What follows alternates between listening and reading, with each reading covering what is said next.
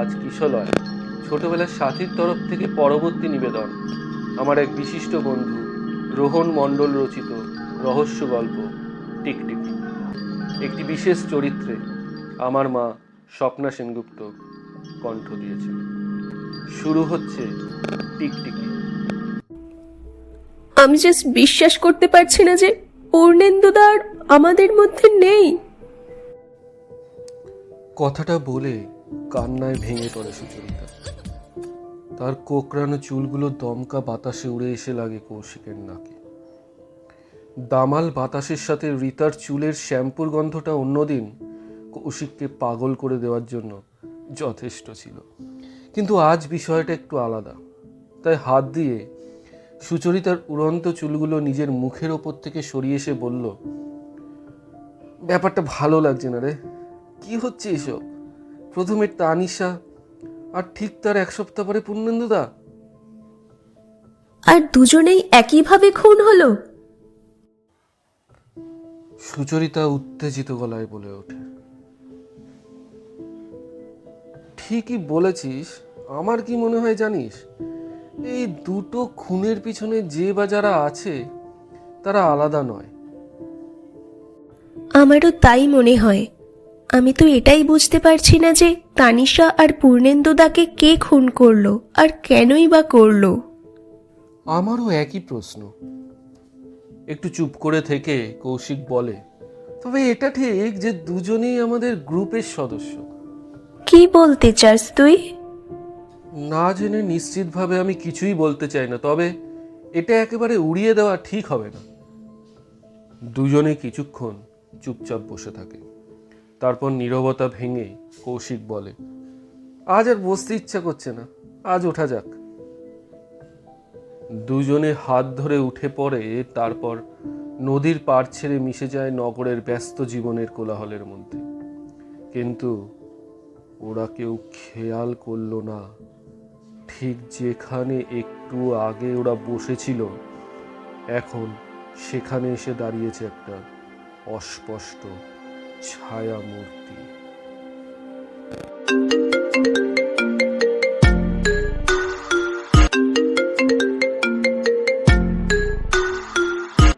Hello, কে বলছেন? আপনি কৌশিক সেনগুপ্ত? আমি ভবানীপুর থানা থেকে ইন্সপেক্টর শতদল সেন বলছি। কি ব্যাপার অফিসার?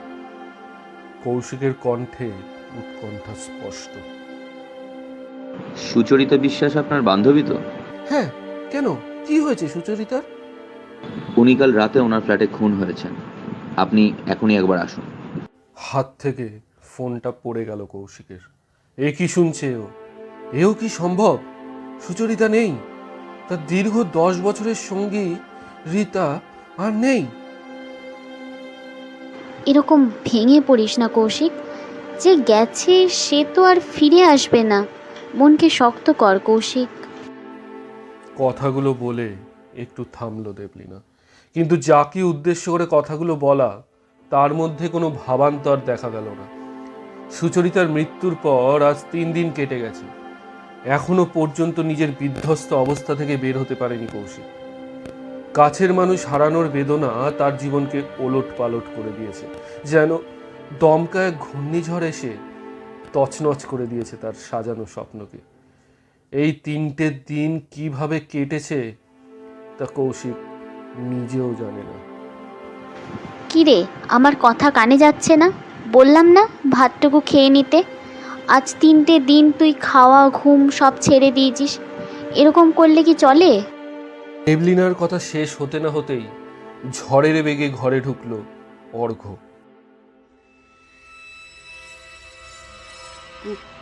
পুলিশ? উত্তেজনায় তার স্বর কাঁপছে। চমকে টিফিন কৌটোটা হাত থেকে নামিয়ে সোজা হয়ে দাঁড়ায় দেবলিনা। একটা সম্ভাবনা তার মনে আসে। তবে কি? দেবলিনা কথা শেষ করতে পারে না। ততক্ষণে দুজন কনস্টেবল সহ ঘরে প্রবেশ করেছে ইন্সপেক্টর শতদল সেন। জলদ গম্ভীর স্বরে তিনি কৌশিকের দিকে ফিরে বললেন, কৌশিক সেনগুপ্ত, আপনাকে সুচরিতা বিশ্বাসের হত্যাকারী সন্দেহে গ্রেপ্তার করা হলো। কথা শুনে যেন কেঁপে উঠল কৌশিক। কিছু একটা বলতে চেষ্টা করলো সে, কিন্তু গলা দিয়ে কোনো আওয়াজ বেরোল না। দেখুন, আপনাদের কোথাও ভুল হচ্ছে নিশ্চয়ই। কৌশিক কখনোই... দেখুন ম্যাডাম, আমাদের কাজে বাধা দেবেন না। আজ বিকেলে আপনি থানায় আসবেন একবার, আর থানায় না জানিয়ে আপনারা শহর ছেড়ে কোথাও যাবেন না। কয়েক মিনিটের মধ্যে এই কৌশিককে নিয়ে চলে গেল শতদল বাবুরা। দেবলীনা আর অর্ঘ্য পাথরের মতো দাঁড়িয়ে রইল কিছুক্ষণ। একসময় নীরবতা ভেঙে দেবলীনা বলল, কি হবে এবার? আপাতত একজন উকিলকে প্রয়োজন, যে কৌশিককে ছাড়িয়ে আনতে পারবে। ওর বাড়িতে একটা খবরও তো দিতে হবে। ওর বাবা তো দ্বিতীয়বার বিয়ের পর আর খোঁজ নেয় না, আর কাউকে জানাতে হলে সেটা পরে করলেও চলবে। এখন আগে ওর জামিনের ব্যবস্থা করতে হবে। কিছু সময় পরে কৌশিকের ফ্ল্যাট বন্ধ করে তারা যখন বেরোতে যাবে, ঠিক তখনই কলিং বেল বেজে উঠল।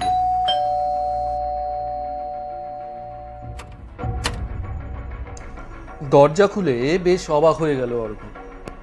বাইরে কেউ নেই, কিন্তু কলিং বেল বাজালো কে তাহলে? অর্ঘ্য বেশ বিরক্ত হল। নিশ্চয়ই কৌশিকের পাশের ফ্ল্যাটের সেই দুষ্টু ছেলেটার কাজ। পুনরায় ঘরে ঢুকতে গিয়ে হঠাৎ থমকে গেল সে। দরজার ঠিক পাশে রাখা বাহারি গাছের টপটার পাশে ওটা কি পড়ে আছে? কৌতূহলী হয়ে এগিয়ে যায় অর্ঘ্য। একটা সাদা খাম। অর্ঘ্য আরো আশ্চর্য হয়ে দেখে খামের উপরে কৌশিক নয়, তার নাম লেখা। কিছুক্ষণ হতবুদ্ধি হয়ে দাঁড়িয়ে থাকে অর্ঘ্য। একসময় দেবলীনার ডাকে তার সম্বিত ফেরে। কোনো কথা না বলে খামটা ছিঁড়ে ফেলে অর্ঘ্য। ভিতর থেকে বেরিয়ে আসে একটা ছবি, বা বলা ভালো তার নিজের ছবি। ইতিমধ্যে দেবলীনা এগিয়ে এসে দাঁড়িয়েছে তার পাশে। বেশ রাগত স্বরে সে অর্ঘ্যকে বলে, এখন আমাদের কত কাজ বাকি, আর তুই এখন নিজের ফটো হাতে দাঁড়িয়ে রয়েছিস। বিশ্বাস কর, এটা আমার নয়। তোর নয় মানে? কৌশিককে পুলিশ ধরে নিয়ে গেছে, এখন কোথায় উকিলের কাছে যাবি তা না, তুই নিজের ফটো হাতে নিয়ে দাঁড়িয়ে থাকে বলছিস এটা তোর ফটো নয়। তোর কি মাথা খারাপ হয়ে গেছে নাকি, না মাতলামি করছিস? তুই বুঝতে পারছিস না, ফটোটা আমার হতে পারে, কিন্তু এটা আমার কাছে একটু আগেই কেউ পাঠিয়েছে। মানে? এবার একটু অবাক হয় দেবলীনা। অর্ঘ্যর মুখে পুরো ঘটনাটা শুনে একটু ঘাবড়ে যায় সে। একটা অস্পষ্ট সম্ভাবনার কথা মাথায় আসতেই আতঙ্কে শিউরে ওঠে সে। হঠাৎ ছবিটা অর্ঘ্যর হাত থেকে নিয়ে সেটাকে উল্টো করে ধরতেই বুকের ভেতরটা যেন কেঁপে উঠল তার। ছবির পিছনে লাল কালি দিয়ে লেখা আছে 4। লেখাটা দেখে চমকে উঠল অর্ঘ্য। দুজনে স্তব্ধ হয়ে দাঁড়িয়ে রইল কিছুক্ষণ। হঠাৎ দেবলীনা অর্ঘ্যকে জড়িয়ে ধরে আতঙ্কে কাঁপতে লাগলো। অর্ঘ্য নিজেও বেশ ভয় পেয়েছে। এক অজানা আশঙ্কায় দুজনে আজ একে অপরকে আঁকড়ে ধরেছে, বা বলা ভালো দেবলীনা আঁকড়ে ধরেছে তার কাছের মানুষটিকে।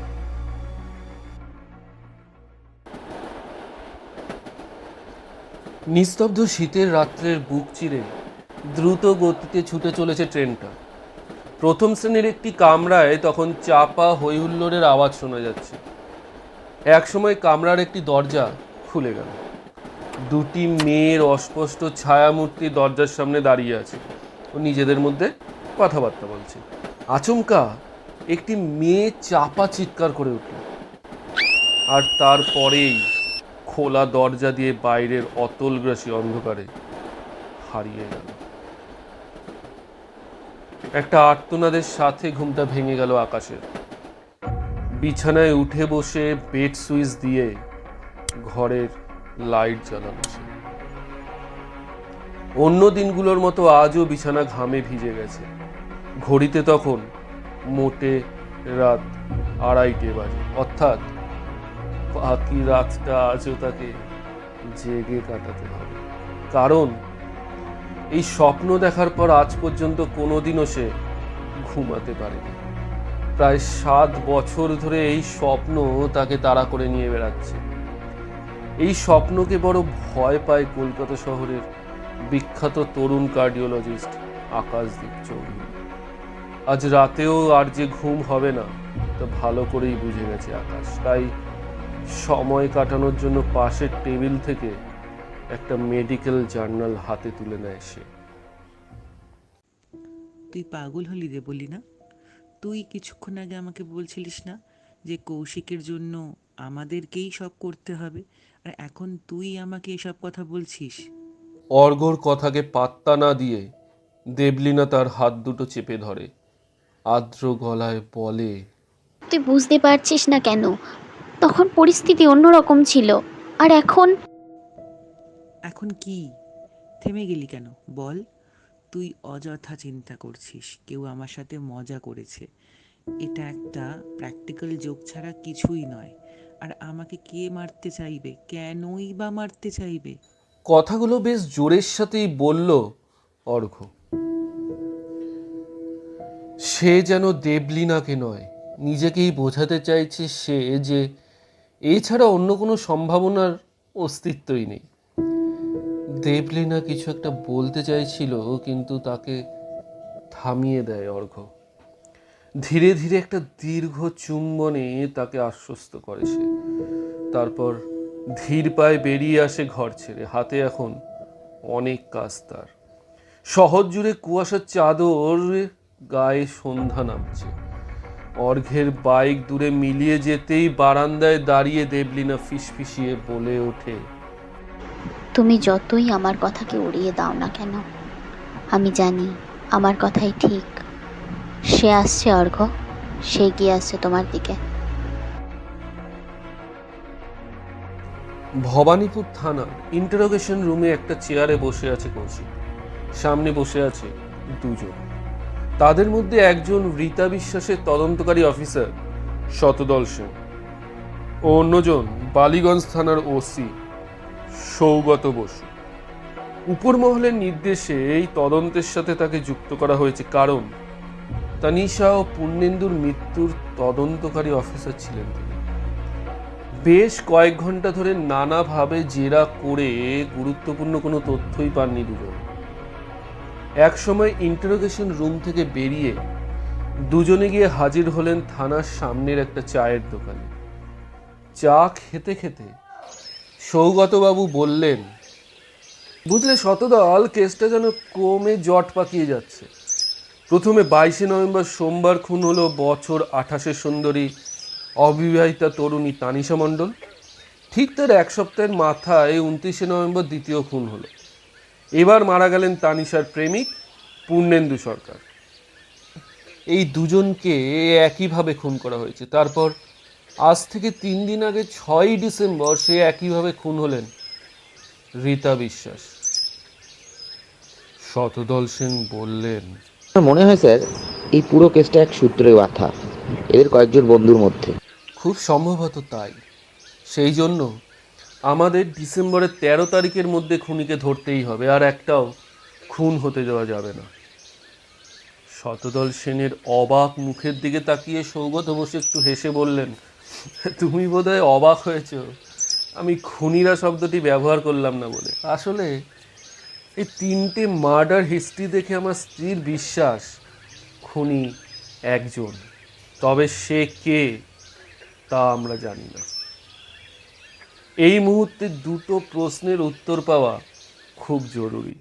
1, এই খুনগুলোর কারণ কি, আর 2, 13 তারিখ রাতে খুনির পরবর্তী শিকার কে হতে চলেছে।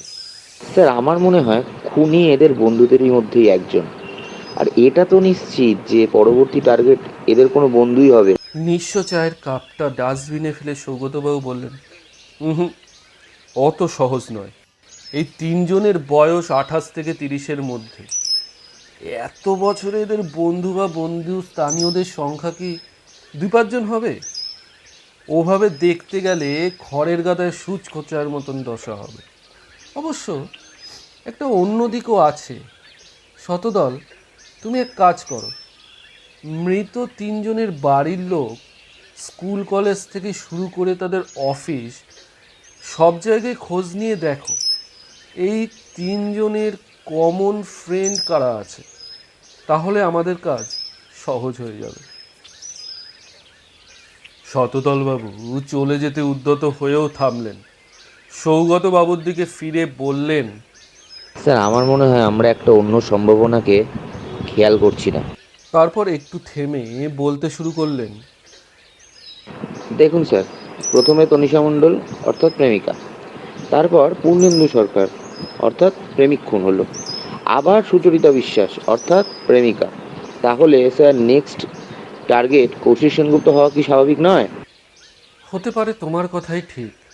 আর এই সম্ভাবনার জন্যই আমি আজ তোমাকে কৌশিকবাবুকে থানায় নিয়ে আসতে বললাম।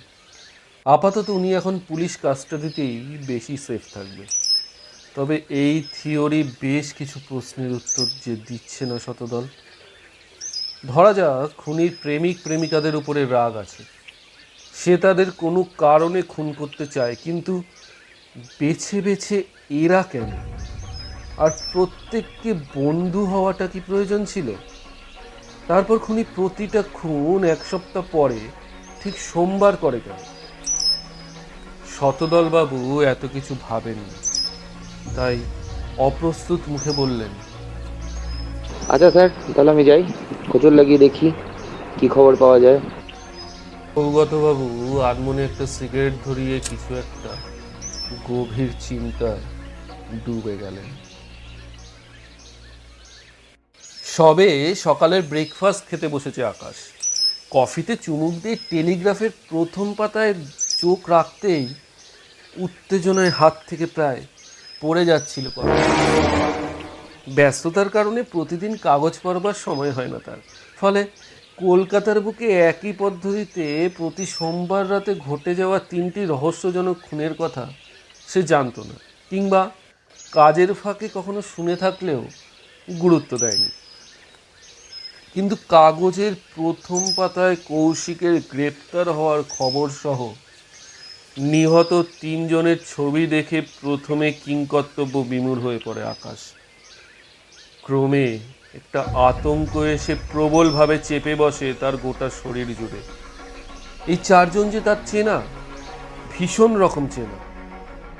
হঠাৎ কলিং বেলের আওয়াজে চমকে ওঠে আকাশ। দরজা খুলে বেশ চমকে গেল সে। একটা 10-11 বছরের বাচ্চা ছেলে ছোট একটা কার্ডবোর্ডের বাক্স হাতে দাঁড়িয়ে আছে। ছেলেটাকে চেনে আকাশ, তাদের আবাসনের পাশে চায়ের দোকানের মালিকের ছেলে। ছেলেটা তার দিকে বাক্সটা এগিয়ে দিয়ে বলে, একটা কাকু এটা তোমাকে দিতে বললো। বাক্সটা হাতে নিয়ে বেশ অবাক হলো আকাশ। তাকে কে পাঠালো এটা? আর নিজেই বা এসে দিয়ে গেল না কেন? ছেলেটাকে জিজ্ঞাসা করলো, যে দিয়ে গেল তার নাম কিছু বলেছিল? না তো।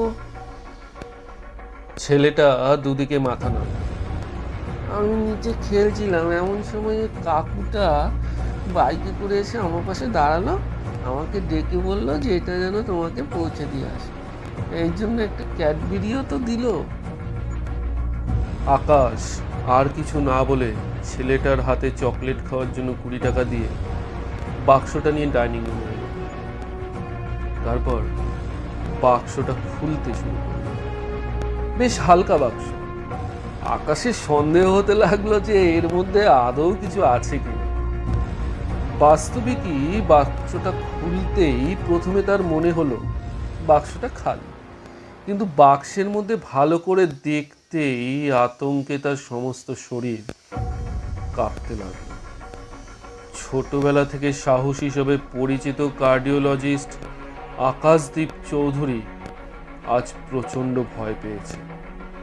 বাক্সটার মধ্যে থাকা একটা মাঝারি সাইজের জ্যান্ত টিকটিকি দেখে। দরজা খুলে অর্ঘ্যকে দেখে বেশ অবাক হলেন শোভনা দেবী। তার ছেলের বন্ধুদের মধ্যে অর্ঘ্যকেও দু একবার তিনি দেখেছেন, তবে অর্ঘ্য কখনো তার বাড়ি আসেনি, এমনকি পূর্ণেন্দু মারা গেলেও আসেনি। কথাটা মনে পড়তেই চোখের কোণ দুটো ভিজে উঠল তার। ওই একমাত্র ছেলে তার। সব ঠিকঠাক থাকলে সামনের বছরই তানিশাকে বাড়ির বৌমা করে আনতেন শোভনা দেবী, কিন্তু কোথা থেকে যে কি হয়ে গেল। প্রথমে তানিশা, আর ঠিক তার এক সপ্তাহের মাথায় ছেলে চলে গেল। কাকিমা, আমি অর্ঘ্যদীপ মুখার্জি। আমাকে হয়তো আপনি চিনবেন না। আমি ভিতরে এসো। শোভনা দেবী ঠান্ডা অথচ স্বাভাবিক স্বরে। অর্ঘ্য একটু হাঁপ ছেড়ে বাঁচল। কে এলো শোভনা? পূর্ণ এলি? হ্যাঁ পূর্ণ? একটা ক্ষীণ তীব্র স্বরে অর্ঘ্য চমকে ওঠে। শোভনা দেবী সেই স্বরকে উদ্দেশ্য করে বলে ওঠে, ও পূর্ণ নয়, অর্ঘ্য। তাই পূর্ণ কোথায়? কোথায় আটকে রেখেছো তোমরা পূর্ণকে? হ্যাঁ বলো কোথায়? অর্ঘ্য এক জায়গায় স্থাণু হয়ে দাঁড়িয়ে থাকে। দীর্ঘদিন ধরে পূর্ণেন্দুর বাবা অসুস্থ ছিল সে জানতো, কিন্তু পুত্র সুখে তার এমন দশা সে কল্পনা করতে পারেনি। অর্ঘ্যর দিকে তাকিয়ে ক্লিষ্ট হেসে ইশারায় তাকে একটা চেয়ারে বসতে বলে শোভনা দেবী রান্নাঘরের দিকে চলে গেলেন। একটু পরে তার হাতে এক মগ কফি ধরিয়ে তার সামনের চেয়ারে বসে বললেন, তুমি মনে হয় কিছু জানতে এসেছো, তাই না? অর্ঘ্য বেশ কিছুক্ষণ কিন্তু কিন্তু করে অবশেষে বলেই ফেলে তার আসার কারণটা। কাকিমা, বলছিলাম কি যে পূর্ণেন্দুর কাছে কি কোনো কিছু মানে খামি করে কোনো কিছু কি মানে এমন কিছু? হ্যাঁ, ও মারা যাওয়ার কয়েকদিন আগে ওই শনিবার বিকাল নাগাদ কলিং বেলের আওয়াজে বাইরে গিয়ে দেখি কেউ নেই। ফিরে আসছি, এমন সময় দেখি একটা খাম মেঝেতে পড়ে রয়েছে। উপরে পূর্ণর নাম লেখা দেখে আমি খামটা ওর জন্য রেখে দিই। তারপর ভুলেই গিয়েছিলাম ওটার কথা। এরপর তো সব শেষ হয়ে গেল। তারপর থেমে বললেন, গতকাল হঠাৎ চুপচাপ বসে আছি, এমন সময় ওই খামটার কথা মনে পড়লো। খুলে দেখলাম ওতে একটা ছবি, পূর্ণর ছবি। আর কিছুর কথা তো মনে পড়ছে না। দাঁড়াও, তোমাকে আমি ওই ছবিটা এনে দিচ্ছি। শোভনা দেবী উঠে ঘর থেকে চলে গেলেন ছবিটা আনতে। টলমল পায়ে উঠে দাঁড়ায় অর্ঘ্য। ছবি, বৃহস্পতিবার, বিকেল, সব কিছুই যেন একে একে সব মিলে যাচ্ছে। অর্ঘ্য এবার নিশ্চিত যে ছবিটা এমনি এমনি তাকে পাঠানো হয়নি, আর এর পিছনের কারণ না আর ভাবতে পারে না সে। আজ সোমবার, তাহলে আজ কি তার পালা? কোনো রকমে বাড়ি থেকে বেরিয়ে একটা চলন্ত ট্যাক্সিকে থামিয়ে তাতে উঠে পড়ে অর্ঘ্য। সমস্ত শরীর অস্বাভাবিক রকমের দুর্বল হয়ে পড়েছে। অর্ঘ্যকে নিয়ে শীতের পড়ন্ত রোদমাখা শহরের রাস্তা ধরে হলুদ ট্যাক্সি ছুটে চলেছে অজানা গন্তব্যের দিকে। আমি কিছুই বুঝতে পারছি না শতদল।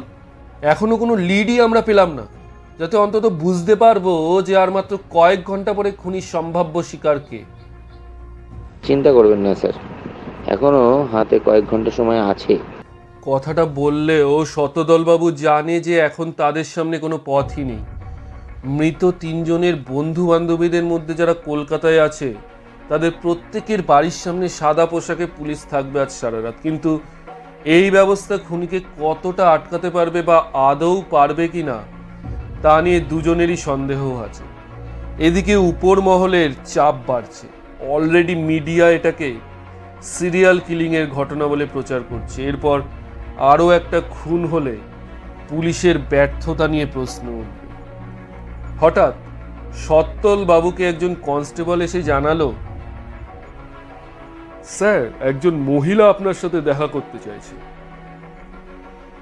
ঘরে ঢুকে দেবলীনাকে দেখে চমকে গেলেন দুজনে। তারপর তার মুখে শনিবার কৌশিকের ফ্ল্যাটে অর্ঘ্যর নামে আসা তারই ছবি ও ছবির পিছনে লেখা 4 সংখ্যার কথা শুনলেন তারা দুজনে। সব শুনে উত্তেজনায় লাফিয়ে উঠলেন দুই পুলিশ অফিসার। আপনি বা অর্ঘ্যবাবু কেন আগে আমাদের জানালেন না এই ব্যাপারটা? শতদল বাবুর গলায় ক্রোধ ফেটে পড়ে। আর এর কারণ স্পষ্ট। আজ সন্ধ্যার পর থেকে অর্ঘ্য বাড়িতে ফেরেনি, তার ফোনও বন্ধ পড়ে আছে। যদিও অর্ঘ্যর বাড়ির সামনে পুলিশ পাহারার ব্যবস্থা করা আছে, কিন্তু এখন তা কোনো কাজে আসবে না। কয়েক মিনিটের মধ্যে কলকাতা শহরের সমস্ত থানা ও চেকপোস্টে অর্ঘ্যর ছবি পৌঁছে গেল। ঘণ্টা খানিকের মধ্যে সৌগতবাবু ও তার পুলিশ ফোর্স দেবলীনাকে নিয়ে পৌঁছে গেলেন তাদের বাড়িতে। কলকাতা শহরের বুকে এখনো অনেক গলি আছে যার মধ্যে জমে থাকা অন্ধকারে হঠাৎ গেলে মনে হবে এটা একটা গ্রাম। আলো আধার অর্ঘ্যদের পৈতৃক বাড়িতে তারা পৌঁছে দেখলো বাড়ির সামনে একটা ময়লা লুঙ্গি পরা লোক পড়ে আছে রাস্তার উপরে। দ্রুত শতদলবাবু একজন কনস্টেবল সেদিকে ছুটে গেল। সৌগতবাবু সেদিকে একবার মাত্র তাকিয়ে দ্রুত দেবলীনাকে নিয়ে বাড়ির ভেতরে প্রবেশ করলেন। সদর দরজা খোলা দেখে সৌগতবাবু মনে মনে আশঙ্কিত হয়ে উঠেছিলেন। এবার দেবলীনার সাথে অর্ঘ্যর বেডরুমে ঢুকে তিনি থমকে দাঁড়িয়ে গেলেন। আগের 3টি খুনের পুনরাবৃত্তি তার চোখের সামনে। বিছানার পাশে মেঝেতে পড়ে আছে অর্ঘ্য, তার চোখ বিস্ফারিত। মাথার ডান দিকে ভারী কোনো অস্ত্রের আঘাতে খুলি ভেঙে দিয়েছে খুনি। আর সবচেয়ে বড় ব্যাপার যে প্রতিবারের মতো এবারও খুনি তাকে বিছানায় না মেরে মাটিতে খুন করেছে। এর পরবর্তী দুদিনের ঘটনা সৌগতদের জন্য মোটেও ছিল না। একদিকে একের পর এক খুনে মিডিয়ার তোলপাড়, অন্যদিকে উপর মহলের কড়া ভাষার মন্তব্যবাণী একেবারে নাস্তা নাবুদ দশা। এর মধ্যে আবার কোর্ট থেকে কৌশিককে ছেড়ে দেওয়ার নির্দেশ দিল। দেবলীনাকে জিজ্ঞাসাবাদের জন্য আটক করা আদালতের নির্দেশে তাকেও ছেড়ে দিতে বাধ্য হয় তারা।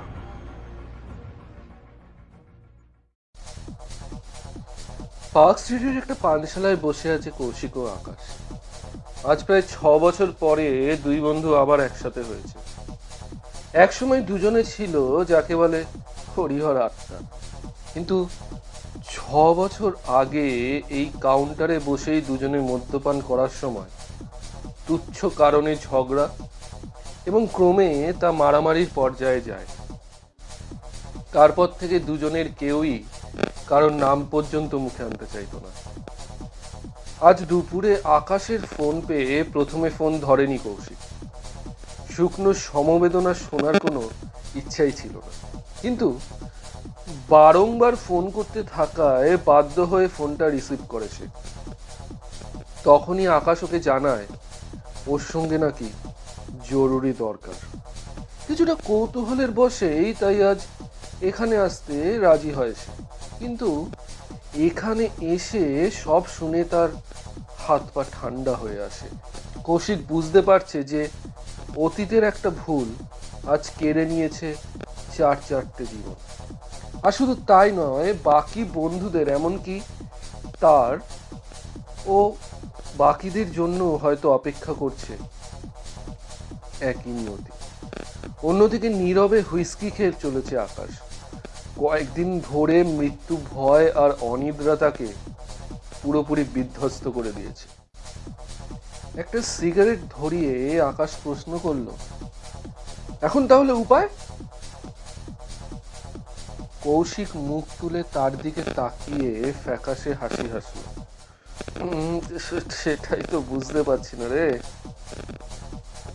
আচ্ছা, একটা জিনিস আমি বুঝতে পারছি না যে কে এসব করছে। যতদূর মনে পড়ে ওর আত্মীয় বলতে ছিল এক ছোট ভাই আর অসুস্থ মা। তাহলে এই খুনগুলো করছে কে?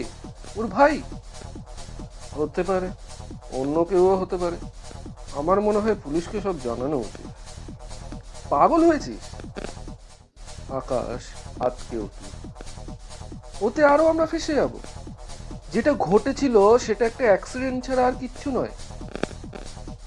তাহলে তুই আর আমি কাল সকালে একবার ব্যারাকপুর যাব। পরশু শনিবারের আগেই এ ব্যাপারে নিশ্চিত হওয়া প্রয়োজন।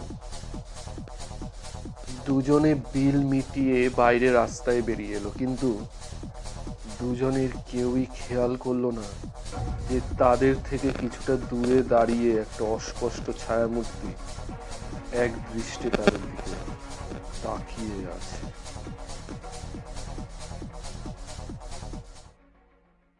কি ব্যাপার স্যার? শুনছি কেসটা নাকি সিআইডির হাতে তুলে দেওয়া হবে। ঠিকই শুনেছ শতদল। সৌগতবাবু তার দিকে তাকিয়ে একটু হেসে বললেন, তবে এর থেকেও আশ্চর্যের বিষয় আছে। কি বিষয় স্যার? আরো একটা খুন। মানে? দাঁড়াও, অত উত্তেজিত হয়েও না, আগে শোনো সবটা। তারপর একটা সিগারেট ধরিয়ে বলতে শুরু করলেন, এই খুনটা কলকাতায় হয়নি, হয়েছে পুরীতে। গত শনিবার কলকাতা থেকে ব্যবসার কাজে ভুবনেশ্বরে যান বছর 30-এর অরিত্র মজুমদার। আগামী সোমবার দুপুরে ভুবনেশ্বর থেকে পুরী পৌঁছান সম্ভবত, কারণ ওই দিন দুপুর 1টার দিকেই তিনি হোটেল সিগালে চেক ইন করেন। দুদিনের জন্য একটা এসি ডাবল বেডের রুম বুক করেন। ওই দিন বিকালে তিনি হোটেল থেকে বেরোনোর পর আর না ফেরায় পরদিন সকালে হোটেল কর্তৃপক্ষ পুলিশে খবর দেয়। অবশেষে গতকাল বিকালে ভুবনেশ্বরের একটা পুরনো খালি বাড়ির মধ্যে থেকে তার লাশ উদ্ধার হয়। আশ্চর্যের ব্যাপার, একই পদ্ধতিতে তাকেও খুন করা হয়েছে এই 4 জনের মতো। তবে আশ্চর্যের বিষয়, এবার নিজের বাড়িতে খুন করেনি আততায়ী। তাহলে ওটা বোধহয় স্যার কোনো ব্যক্তিগত শত্রুর কাজ। পুরনো শত্রুতার জেরে খুন করে এই কেসের সাথে জুড়ে দিতে চাইছে খুনটাকে। মানে ওই যে একটা প্রবাদ আছে না স্যার, ঘোলা জলে মাছ ধরা, ওই রকম আর কি। না হে শতদল, ওভাবে আগে থেকে বলা সম্ভব নয়। হোটেল সিগালের সেই ঘর থেকে পাওয়া 2টো সুটকেসের একটার মধ্যে ছবি, তারই একটা সাদা কালো ছবি পাওয়া গেছে, এবং এই ছবির পিছনেও লেখা ছিল 4। এবার যে স্যার পুরো গুলিয়ে গেল কেসটা। গুলোলেও চিন্তা নেই, আগামীকাল কেসের সব ফাইল সিআইডির হাতে তুলে দিতে হবে। তারপর আমাদের আর চাপ কিসের?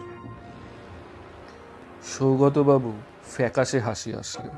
তার হাসি দেখে স্পষ্ট বোঝা যাচ্ছে যে কেসটা সিআইডির হাতে চলে যাওয়া নিয়ে তিনি মোটেও খুশি নন। কিন্তু কী বার করবেন তিনি? এতগুলো খুন হয়ে গেল, অথচ পুলিশ কিছুই করতে পারেনি, তার উপর মিডিয়ার প্রচার। এরপর এমনটা তো হওয়াই স্বাভাবিক। শতদলবাবু তার চাকরি জীবনে এর আগে কোনো সিরিয়াল কিলিংয়ের কেসে ছিলেন না, তাই মাঝপথে সরিয়ে দেওয়ায় তিনি যে খুশি হননি তা বলাই বাহুল্য। বেজার মুখে তিনি চলে যাওয়ার সময় সৌগতবাবু ডাকলেন, শতদল, গত সোমবার রাতে অর্ঘ্যবাবুর বাড়ির সামনে আলি পাহারায় ছিল না? ওর মাথার আঘাত এখন কেমন? ও থাকলে একবার পাঠিয়ে দাও তো এ ঘরে। আর 4 জনেরই অটোপসি রিপোর্ট আর ফরেন্সিক রিপোর্টগুলো একটু পাঠিয়ে দাও তো। শনিবার সন্ধ্যায় শতদলবাবুর বাড়িতে সৌগতবাবু ছাড়াও কৌশিক ও আকাশ উপস্থিত। একটা সিগারেট ধরিয়ে সৌগতবাবু বললেন, এই ঘটনাটার ফাইল দেখে আমারও সন্দেহ হয়েছিল, কিন্তু আপনারা পুরো বিষয়টা আগে থেকে বললে হয়তো খুনি এতটা সাফল্য পেত না। দেখুন, আমি এই ব্যাপারটা প্রথমে ধরতে পারিনি, আর আমার মানসিক অবস্থাও তেমন ছিল না। গত বৃহস্পতিবার সন্ধ্যায় আকাশ প্রথমে আমাকে এই ব্যাপারটা বলে। কৌশিক থামলে আকাশ বলে, ও আপনাদেরকে জানাতে চাইলে আমিই বাধা দিই। আমি ভেবেছিলাম ওই ঘটনাটার সাথে খুনের সম্পর্ক না থাকলে মাঝখান থেকে ওই ব্যাপারটা জানাজানি হয়ে যাবে। তারপর আজ কৌশিকও যখন রেজিস্ট্রি খামে ওর নিজের ফটো পেল, তখন আর কিছু করার ছিল না, তাই মিস্টার চৌধুরী, আপনার জানা উচিত ছিল যে ডাক্তার ও পুলিশের কাছে সময় থাকতে আসতে হয়। তারপর শতদল বাবুকে বললেন, সিআইডি অফিসার মিস্টার নায়ারকে ফোন করে জানিয়ে দাও। তারপর দেখো তিনি ও অন্য দুজন অফিসার কি বলেন। কিন্তু মিস্টার বসু, ওনারা বলার আগে যদি আমাদের কিছু হয়ে যায়? আকাশ উদ্বিগ্ন মুখে প্রশ্ন করে। কি করব বলুন? এখন কি আর আমাদের মতো চুনোপুটির হাতে লাগাম আছে? সৌগতবাবু মুচকি হাসলেন। তারপর স্বভাবসুলভ গাম্ভীর কণ্ঠে বললেন, গতকাল থেকে আপনাদের বাড়ির উপরে সাদা পোশাকে পুলিশ নজর রেখেছে, তাই নির্ভয়ে বাড়ি যান। এবার খুনি আর আড়ালে থাকবে না। আর কৌশিকবাবু, আপনি আজ বিকেলে যে ছবিটা পেয়েছেন ওটা আমায় দিন। হ্যাঁ, খাম সমেতই দিন। সৌগতবাবু কৌশিকের কাছ থেকে খাম সমেত ছবিটা নিয়ে গম্ভীর মুখে উঠে পড়লেন। নিস্তব্ধ রাত্রে একটা অস্পষ্ট ছায়ামূর্তি ধীর গতিতে এগিয়ে এলো অ্যাপার্টমেন্টের দিকে। উত্তরে হাওয়ার দাপটে সিকিউরিটি গার্ড দুজনে তখন গায়ে কম্বল জড়িয়ে চেয়ারে বসে অবস্থাতেই ঘুমিয়ে পড়েছে। মূর্তিটা একবার চারিদিক সতর্ক দৃষ্টিতে দেখে নিল। তারপর কোনো কারণে থমকে দাঁড়ালো কিছুক্ষণ, যেন কিছু একটা বিষয়ের প্রতীক্ষা ছিল তার, কিন্তু তার না ঘটায় সে সন্দিগ্ধ হয়ে উঠেছে। একসময় মূর্তিটা আবার চলতে শুরু করলো। অ্যাপার্টমেন্টের পাঁচিল টপকে নিঃশব্দে ভিতরে ঢুকে এলো মূর্তিটা। তারপর সিঁড়ি দিয়ে দোতলায় উঠে ধীরে ধীরে এগিয়ে গেল একটা ফ্ল্যাটের দিকে। মূর্তিটা পকেট থেকে একটা চাবি বার করে ধীরে ধীরে সদর দরজা খুলে ফেলল।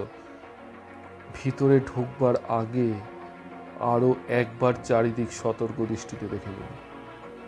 তারপর ধীর গতিতে এগিয়ে গেল বেডরুমের দিকে।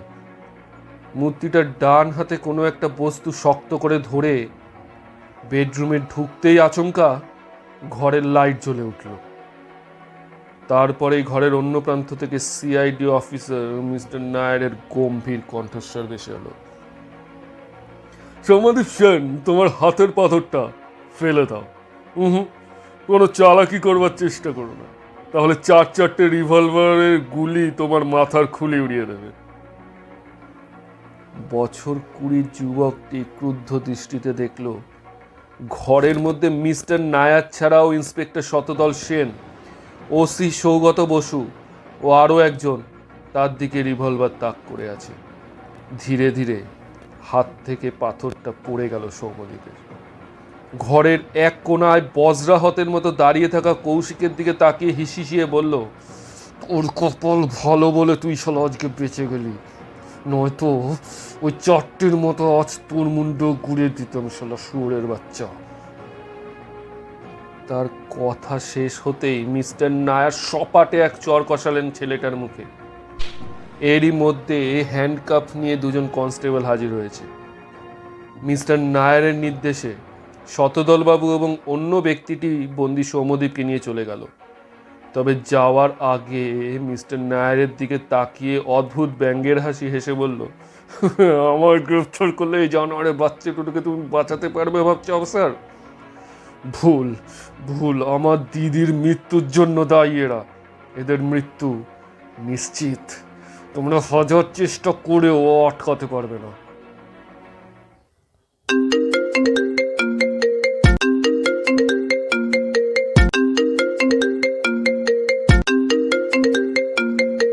পরদিন কাক ভোরে শতদলবাবুর ফোন পেয়ে একটু অবাকই হলো সৌগত। খুনি তো ধরা পড়েছে, তাও এত সকালে ফোন করার কারণ তিনি খুঁজে ফেলেন না। ঘুম জড়ানো গলায় ফোন ধরে হ্যালো বলতেই ও প্রান্ত থেকে শতদলবাবুর উত্তেজিত কণ্ঠস্বর শোনা গেল, স্যার, এই মাত্র ফোন এসেছে। কাল রাতে আকাশদীপ চৌধুরীকে একই পদ্ধতিতে ফোন করা হয়েছে। হোয়াট? সৌগতবাবুর ঘুম ছুটে গেল। তবে কি সৌম্যদীপ ছাড়াও আরো কেউ আছে? কালকে থানায় নিয়ে যাওয়ার আগে সৌম্যদীপ যে কথাগুলো বলল তা কি নিছক কথা নয়? সৌগতবাবুর মনে হলো ব্যাপারটা যেন আরো জট পাকিয়ে যাচ্ছে। আমি যাচ্ছি বলেই তিনি ফোনটা কেটে দিলেন। ওই দিন সন্ধ্যায় কলিং বেলের শব্দে দরজা খুলে শতদলবাবু ও কয়েকজন কনস্টেবলকে দেখে চমকে উঠল দেবলীনা। এ কি আপনারা এই সময়? দেবলীনা সেন, আপনাকে অর্ঘ্যদীপ মুখার্জি ও তার বন্ধু কার্ডিওলজিস্ট আকাশদীপ চৌধুরীকে হত্যা করার অপরাধে গ্রেপ্তার করা হলো। What are you mad? আমি খুন করব আমার স্বামীকে। আর আপনার যা বক্তব্য আপনি থানায় বলবেন। এরপর দেবলীনাকে আর কিছু বলার সুযোগ না দিয়ে তাকে থানায় নিয়ে আসেন শতদলবাবু।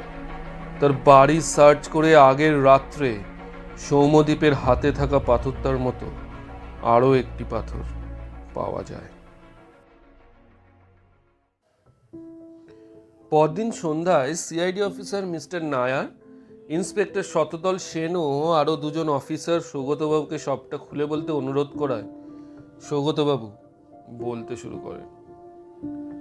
সব খুনের পিছনেই একটা মোটিভ থাকে, আর সিরিয়াল কিলিং এর ক্ষেত্রে খুনি একের পর এক খুন করে কোনো বিশেষ উদ্দেশ্যে। প্রথম থেকেই একইভাবে একের পর এক খুন করা। ভিকটিমদের প্রত্যেকের বয়স এবং তারা প্রত্যেকেই বন্ধু হওয়ায় বুঝতে পেরেছিলাম যে খুনগুলোর পিছনে একটাই কারণ, রিভেঞ্জ। ফলে ভিকটিমদের প্রত্যেকের পাস্ট হিস্ট্রির উপরে জোর দিই। তখন অবশ্য তৃতীয় খুন অর্থাৎ সুচরিতা বিশ্বাস খুন হয়ে গেছেন।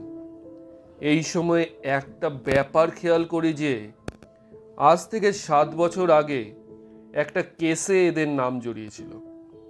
আমার তখন সন্দেহ হয় যে এই খুনগুলোর সাথে 7 বছর আগের একটা ঘটনার কোনো সম্পর্ক নেই তো। এরই মাঝে অর্ঘ্যদীপ মুখার্জির একই পদ্ধতিতে হত্যা আমার থিওরিকে আরো মজবুত করলো। কিন্তু যখন জানা গেল পুরীতে অর্ঘ্যবাবুর মৃত্যুর দিনই একইভাবে অরিত্র মজুমদার খুন হয়েছে, তখন সব হিসাব জটিল হয়ে গেল। আরও আশ্চর্যের ব্যাপার হলো যে তিনিও এই 4 জনের বন্ধু এবং ওই ঘটনায় তারও নাম জড়িয়েছিল। এর থেকে আমার মনে প্রথম সন্দেহ হয় খুনি একজন নয়, 2 জন।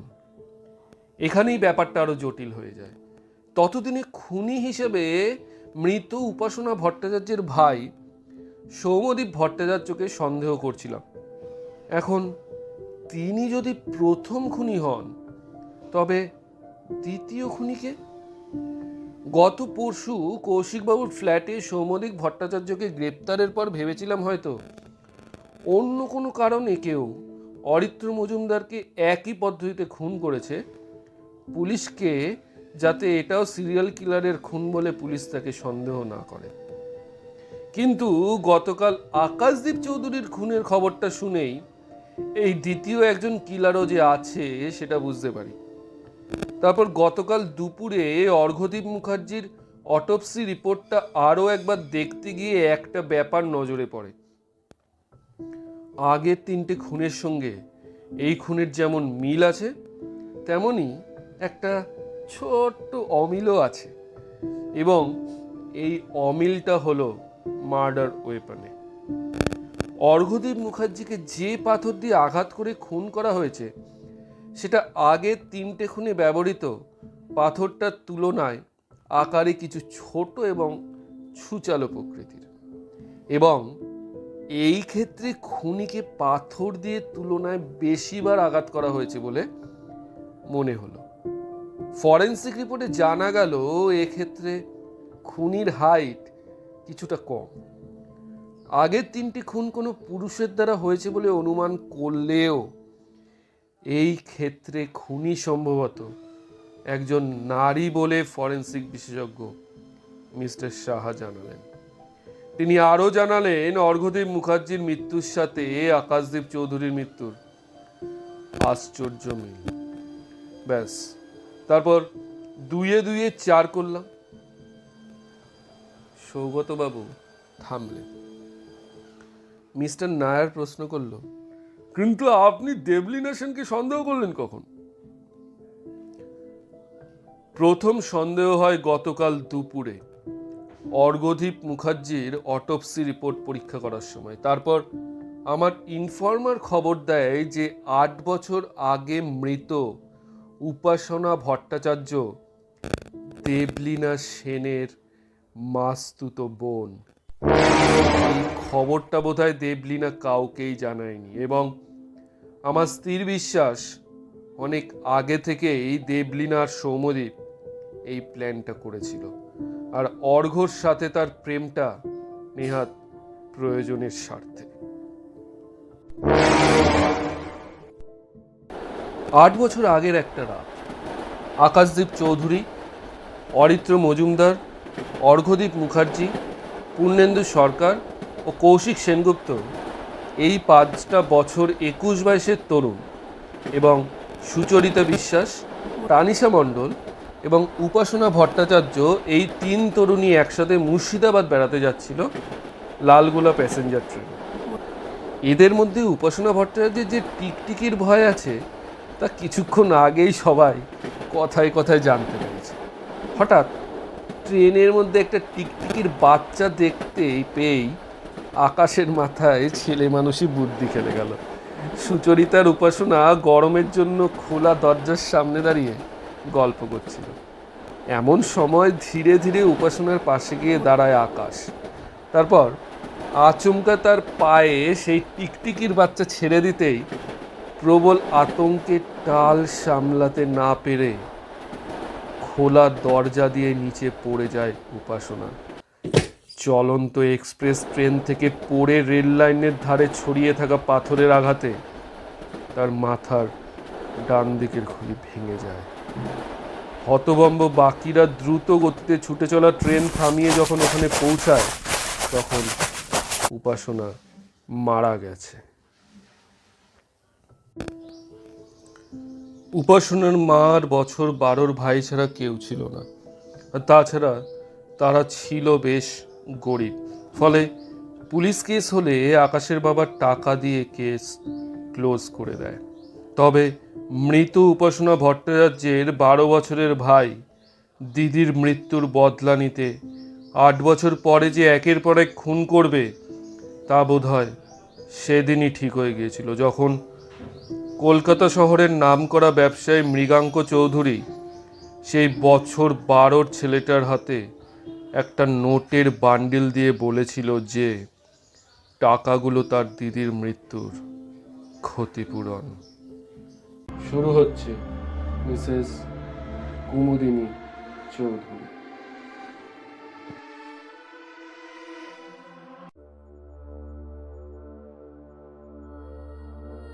আমি ঔপন্যাসিক, কেবল এইটুকু বললেই সব বলা হয় না।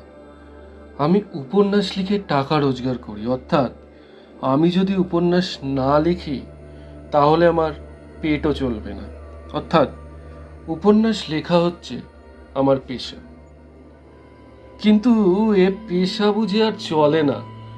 বাড়িতে রোজ এত লোকের ভিড়, মাসিক পত্রের সম্পাদকের তাগাদা, চেনা অচেনা লোকের আনাগোনা, বন্ধু বান্ধবদের তাস দাবার আড্ডা, এইসব সামলাতে সামলাতেই প্রতিদিন কেটে যায়। যখন একলা হওয়ার সময় পাই তখন আসে ঘুমের সময়। কাজেই কিছুদিনের জন্য কলকাতা ছাড়তে হলো। স্থির করলাম অন্তত একখানা উপন্যাস না লিখে আর কলকাতায় ফিরব না। বিদেশে নিশ্চয়ই বাসায় এত চেনা অচেনা লোকের ভিড় হবে না। সিধে চলে গেল ঝাঝা জংশনে। একখানি ছোটখাটো বাংলো ভাড়া নিলাম। সকালে ও বিকালে বেরিয়ে বেড়াই, দুপুর ও সন্ধেবেলাতে কেটে যায় উপন্যাস লেখায়। ভিড়ের ভয়ে বিদেশে পালিয়ে এলেও মানুষের সঙ্গ বিনা মানুষের প্রাণ বাঁচে না। ঝাঝা এসেও 3-4 জন লোকের সঙ্গে আমার অল্প বিস্তর ঘনিষ্ঠতা হলো। একজন হচ্ছেন মিসেস কুমুদিনী চৌধুরী। তিনি বিধবা, তার স্বামী পেশোয়ারে কাজ করতেন। স্বামীর মৃত্যুর পর থেকে তিনি ঝাঝা এসে বাস করছেন। তার সন্তানাদি কেউ নেই। ধর্মে তিনি খ্রিস্টান। আমার আরেকজন নতুন বন্ধুর নাম অমূল্যবাবু। এ ভদ্রলোকের বয়স হবে বছর 50। কলকাতার কোনো কলেজে প্রফেসরি করতেন, এখন অবকাশ নিয়ে এইখানে বসেই লেখাপড়া নিয়ে দিন কাটিয়ে দেন। অমূল্যবাবু পরলোক তত্ত্ব নিয়ে সারা জীবনই যথেষ্ট আলোচনা করেছেন। মৃত্যুর পরে জীবের কী অবস্থা হয় তার মুখে সর্বদাই সে কথা শুনতে পাওয়া যায়। এখানকার রেলের ডাক্তার গোবিন্দবাবুর সঙ্গেও আলাপ হলো। তিনি খুব সাদাসিধে ভালো মানুষ লোক এবং সন্ধ্যা হলেই ভূতের ভয়ে কাতর হয়ে পড়েন। সূর্যাস্তের পর তিনি প্রাণান্তেও অমূল্যবাবুর বাড়ির চৌকাঠ মারাতে রাজি হন না, কারণ পাছে তাকে কাছে পেয়ে অমূল্যবাবু 2-4টে পরলোকের কাহিনী শুনিয়ে দেন। সেদিন সন্ধ্যার কিছু আগে আমি অমূল্যবাবুর সঙ্গে বসে গল্প করছিলাম। কথা হচ্ছিল পৃথিবীতে সত্য সত্যই পিশাচের অস্তিত্ব আছে কিনা। অমূল্যবাবুর বিশ্বাস পৃথিবীতে সেকালেও পিশাচ ছিল, একালেও আছে। আমি জিজ্ঞাসা করলাম, পিশাচ কাকে বলে? অমূল্যবাবু বললেন, দাদাদের আমাদের মতো দেহ নেই, একথা তুমি জানো। দেহ না থাকলেও দুষ্ট প্রেতাত্মাদের আকাঙ্ক্ষা প্রায়ই প্রবল হয়ে থাকে, কিন্তু দেহের অভাবে তারা সে আকাঙ্ক্ষা মেটাতে পারে না। তাই অনেক সময় দুষ্ট প্রেতাত্মারা মানুষের অরক্ষিত মৃতদেহের ভিতরে গিয়ে আশ্রয় নেয়। তখন এই মরা মানুষ জ্যান্ত হয়ে জীবিত মানুষদের রক্ত শোষণ করে। এই জীবন্ত মৃতদেহগুলোই পিশাচ নামে খ্যাত। অমূল্যবাবু এমন দৃঢ় বিশ্বাসের সঙ্গে কথাগুলি বললেন যে আমার গায়ে কাঁটা দিয়ে উঠল। আমি বললুম, প্রায় শুনতে পাই অমুক লোক রক্ত স্বল্পতা রোগে মারা গিয়েছে। আপনি কি বলতে চান যে পিশাচরাই তাদের মৃত্যুর কারণ? অনেক সময় হতেও পারে, অনেক সময় নাও হতে পারে। ঠিক এই সময় মিসেস কুমুদিনী অমূল্যবাবুর বাইরের ঘরে এসে ঢুকলেন। ঢুকেই তিনি হাসতে হাসতে বললেন, কিসের গল্প হচ্ছে? আমি বললুম, অমূল্যবাবু আমাকে ভয় দেখাবার চেষ্টা করছেন। কুমুদিনী একখানা চেয়ারের উপর বসে পড়ে বললেন, ও, ভূতের গল্প বুঝি? বেশ বেশ, ভূতের গল্প শুনে ভয় পেতে আমি ভালোবাসি। অমূল্যবাবু, আমাকে একটা ভয়ানক ভূতের গল্প বলুন না।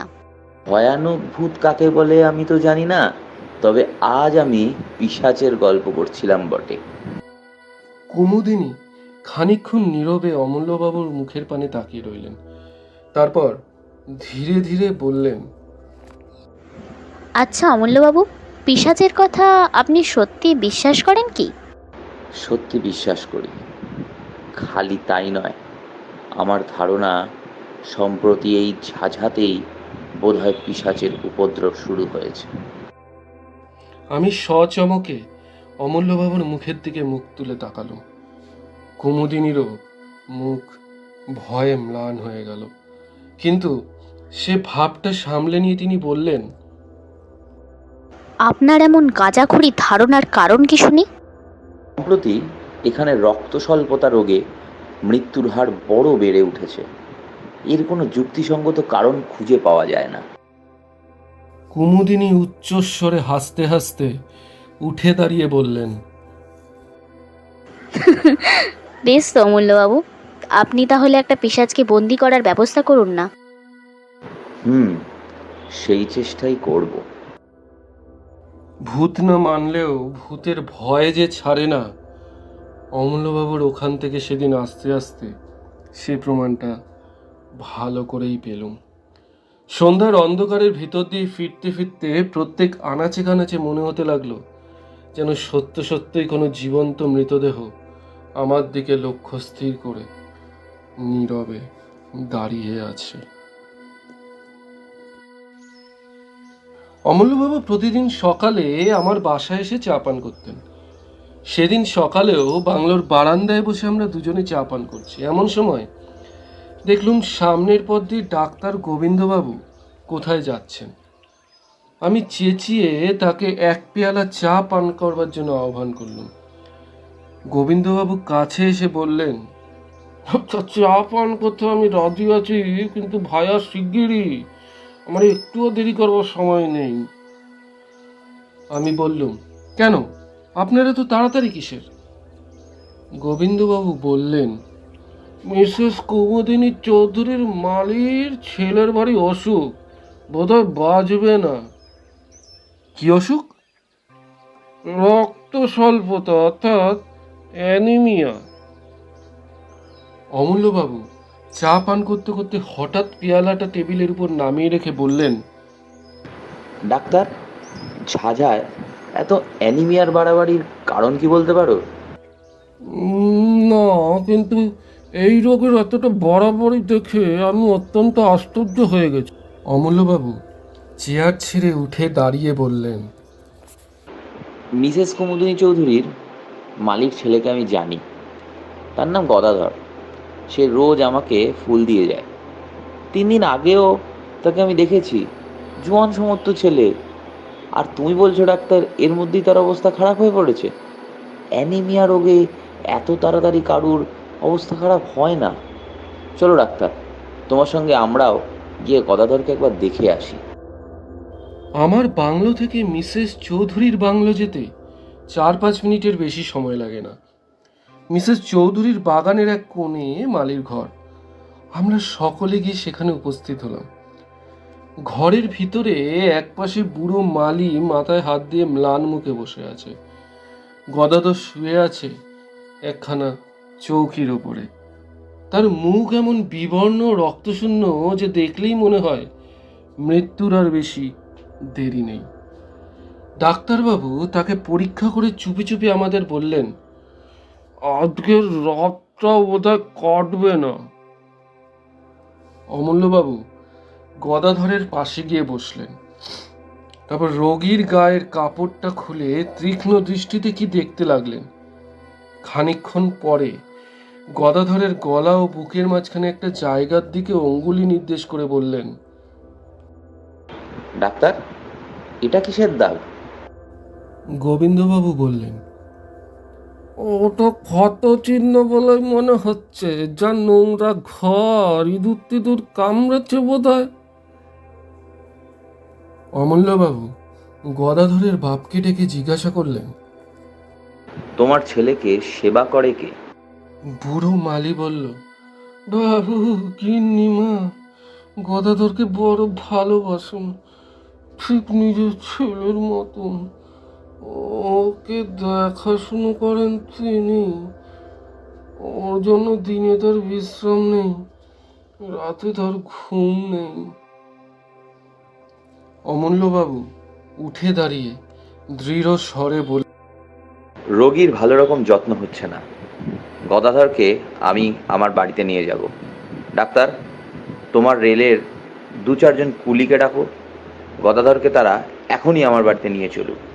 আমার বিশ্বাস একে আমি নিশ্চয়ই বাঁচাতে পারবো। অমূল্যবাবুর এই অদ্ভুত বিশ্বাসের কারণ কি আমরা বুঝতে পারলাম না।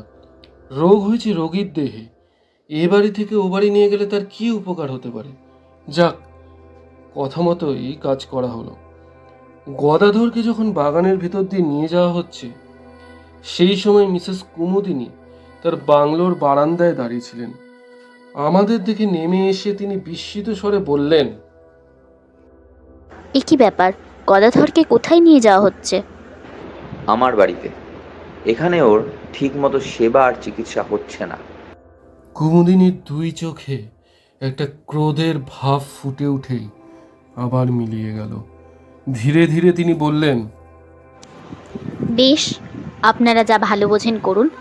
গদাধরের আরাম হলে আমার চেয়ে বেশি খুশি কেউ হবে না। সেদিন সন্ধ্যার পর থেকে মুষলধারে বৃষ্টি নামল। গাছপালার আর্তনাদ ও মেঘের গর্জনের সঙ্গে সঙ্গে পাহাড়ের উপর থেকে হুড়হুড় করে বৃষ্টিধারা নেমে আসার শব্দ শুনতে শুনতে আমি ঘুমিয়ে পড়লাম। অনেক রাতে আচম্বিতে আমার ঘুম ভেঙে গেল। অন্ধকারে ধর্মরিয়ে বিছানার উপর উঠে বসে মনে হলো জানলার শার্সির উপরে বাইরে থেকে কে যেন ঠক ঠক করে আওয়াজ করে।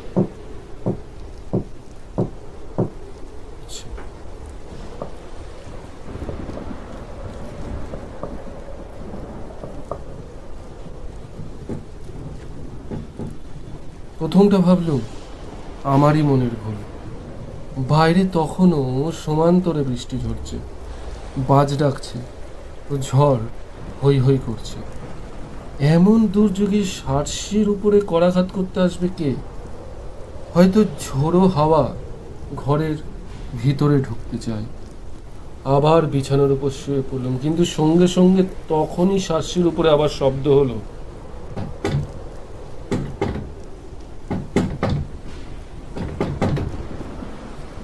সবিস্ময়ে বিছানার উপর থেকে লাফিয়ে পড়লুম। আর তো কোনোই সন্দেহ নেই, কে এলো? এই বন জঙ্গল পাহাড়ের দেশে এই ঝড় বৃষ্টি অন্ধকারে কে আমার ঘরের ভিতরে ঢুকতে চায়? অজানা বিদেশে বলে শোবার বালিশের তলায় রোজই একটা টর্চ রেখে দিতাম। টপ করে টর্চটা তুলে নিয়ে জেলে জানলার উপরে আলোটা ফেললাম। তীব্র আলোকে দেখলুম বদ্ধ শাস্ত্রীর উপরে 2 হাত ও মুখ রেখে দাঁড়িয়ে আছে এক অদ্ভুত মূর্তি। ঝোড়ো হাওয়ায় রাশি রাশি কালো কালো লম্বা চুল এসে তার সারা মুখখানাকে আচ্ছন্ন করে ফেলেছে, এবং সেই চুলের ফাঁকে ফাঁকে আগুনের মতন দপদপ করে জ্বলছে তার দুটো বিস্ফারিত চক্ষু। পর মুহূর্তে মুখখানা আলোকরেখার ভিতর থেকে সাত করে সরে গেল। এ কি দুঃস্বপ্ন? ভয়ে মুষড়ে আলো নিভিয়ে বিছানার উপর কাঁপতে কাঁপতে বসে পড়লুম। আতঙ্কে সারা রাত আর ঘুম হলো না। কেবলই মনে হতে লাগলো সার্সির কাজ ভেঙে ওই বুঝি এক অমানসিক মূর্তি ঘরের ভিতর হুড়মুড় করে ঢুকে পড়ে। জানলা দিয়ে সকালের আলো ঘরের ভিতর এসে পড়েছে, কিন্তু তখনও আমি জড় ভরতের মতো বিছানার উপরে আড়ষ্ট হয়ে বসে আছি। এমন সময় বাইরে থেকে শুনলুম আমার নাম ধরে ডাকছেন অমূল্যবাবু। সৈয়দ বাবু, সৈয়দ বাবু। স্বস্তির নিঃশ্বাস ফেলে তাড়াতাড়ি উঠে দরজা খুলে দিলুম। অমূল্যবাবু ঘরের ভিতরে এলেন। আমি জিজ্ঞাসা করলাম, এত ভোরে আপনি যে? গদাধরের অসুখ বেড়েছে নাকি? অমূল্যবাবু বিছানার উপর উঠে বসে হাসি মুখে বললেন, অসুখ বেড়েছে কি? এই অল্প সময়ে গদাধর প্রায় সেরে উঠেছে। বলেন কি? কি করে সারলো? গদাধরের কোনো অসুখ তো হয়নি, সে পড়েছিল পিশাচের পাল্লায়। চেষ্টা করেও আমি হাসি থামাতে পারলাম না। কৌতুক ভরে বললুম, আপনি কি চারিদিকে এখন পিশাচের স্বপ্ন দেখছেন? অমূল্যবাবু অটল ভাবেই বললেন, তোমার ও কথার কোনো জবাব আগে আমি দেব না। কাল রাতে আমি সচক্ষে যা দেখেছি তোমার কাছে আগে সেই কথাই বলতে চাই। তুমি জানো আমার বাড়ি দোতলা। গদাধরকে আমি দোতলার ঘরেই শুইয়ে রেখেছিল পাহারা দেওয়ার জন্য। তার পাশে বসে কাল সারা রাত আমি কাটিয়ে দিয়েছি। কাল রাত্রে ঝড় বৃষ্টির কথা তুমিও টের পেয়েছো বোধহয়।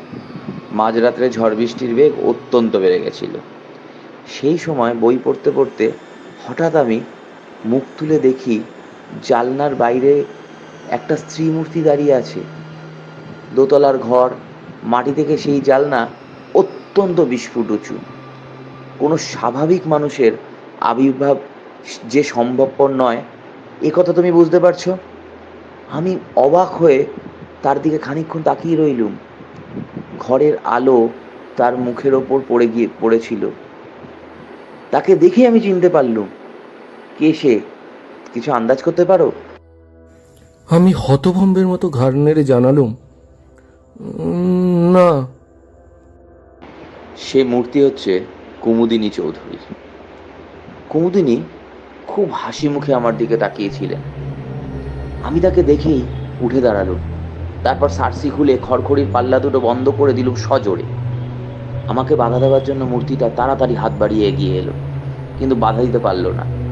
আমার মনে হয় জানলা বন্ধ করার সময় তার ডান হাতটা পাল্লার তলায় পড়ে চেপটে গেল। তারপরেও জানলার উপরে আরও কয়েকবার কড়া হাতের শব্দ শুনতে পেলুম, কিন্তু সেদিকে আমায় আর ভুরুক্ষেপও করলুম না।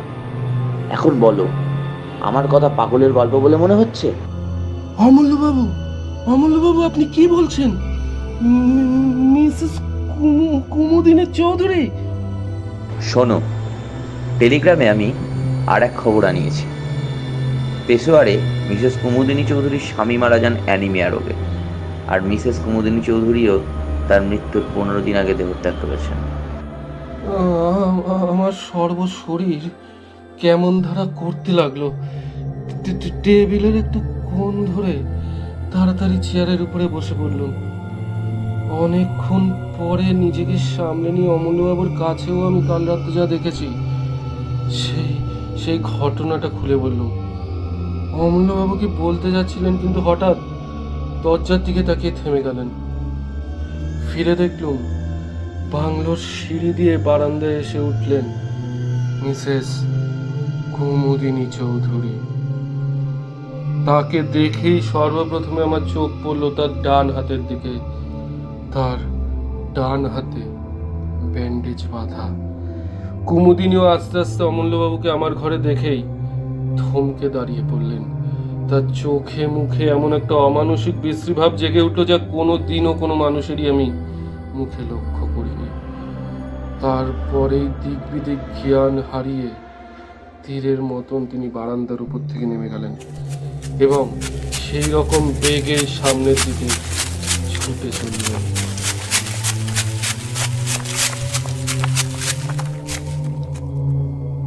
আমি দ্রুত পদে এগিয়ে গিয়ে চেঁচিয়ে উঠলুম, মিসেস মিসেস চৌধুরী, সাবধান, ট্রেন ট্রেন! কিন্তু আমার মুখের কথা মুখেই রইল। আমার বাংলোর সামনে দিয়ে যে রেলপথ চলে গেছে, কুমুদিনী তার উপরে গিয়ে দাঁড়াতে না দাঁড়াতেই একখানা ইঞ্জিন হুড়মুড় করে একেবারে তার দেহের উপর এসে পড়ল। ভয়ে আমি দুই চোখ বুজে ফেললুম। সঙ্গে সঙ্গে শুনলুম তীক্ষ্ণ এক মর্মভেদী আর্তনাদ। তারপরেই সব স্তব্ধ। খানিকক্ষণ আচ্ছন্নের মতো দাঁড়িয়ে রইলুম। আমার চারিদিকে পৃথিবী যেন ঘুরতে লাগলো এবং সেই অবস্থাতেই শুনলাম অমূল্যবাবু বলছেন, স্থির হও ভাই, স্থির হও। ট্রেনে যে চাপা পড়লো ও কোনো মানুষের দেহ নয়, ও হচ্ছে কোনো পিশাচের আশ্রিত দেহ। ঝাঁঝার গোরস্থানে মিসেস কুমুদিনী চৌধুরীর দেহ কবর দেওয়া হলো। তারপর মাসখানেক কেটে গেল। এই ভীষণ ঘটনার ছাপ আমাদেরও মনের ওপর থেকে ধীরে ধীরে অস্পষ্ট হয়ে আসতে লাগলো। কিন্তু এই ঘটনার সঙ্গে জড়িত একটা বিষয় সম্বন্ধে এখনো আমাদের মনের ধাঁধা খুঁজল না। ঝাঁঝায় রক্ত স্বল্পতা রোগের বাড়াবাড়ি এখনো কমলো না কেন, তাই নিয়ে প্রায়ই আমাদের মধ্যে আলোচনা হয়। অমূল্যবাবু পর্যন্ত ধাঁধায় পড়ে গেছেন।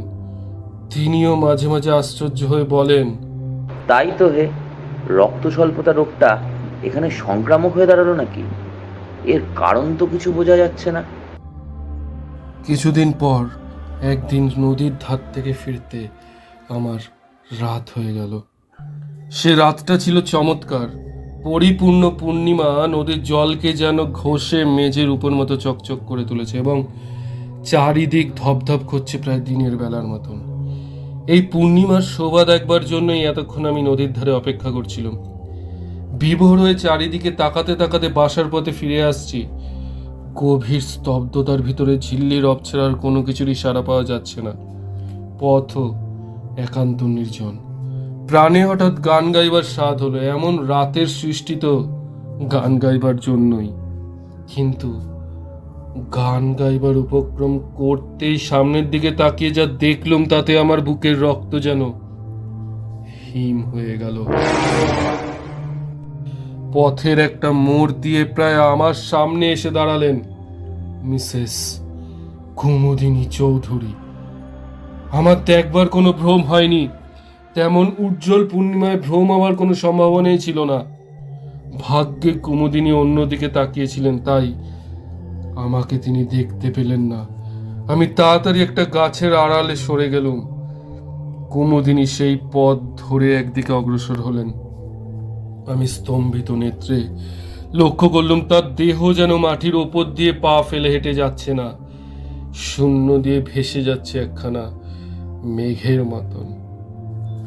পথের বাঁকে সেই অদ্ভুত ও ভীষণ মূর্তি অদৃশ্য হয়ে গেল এবং আমিও ছুটতে লাগলাম রুদ্ধশ্বাসে, আতঙ্কে ও বিস্ময়ে বিহ্বল হয়ে।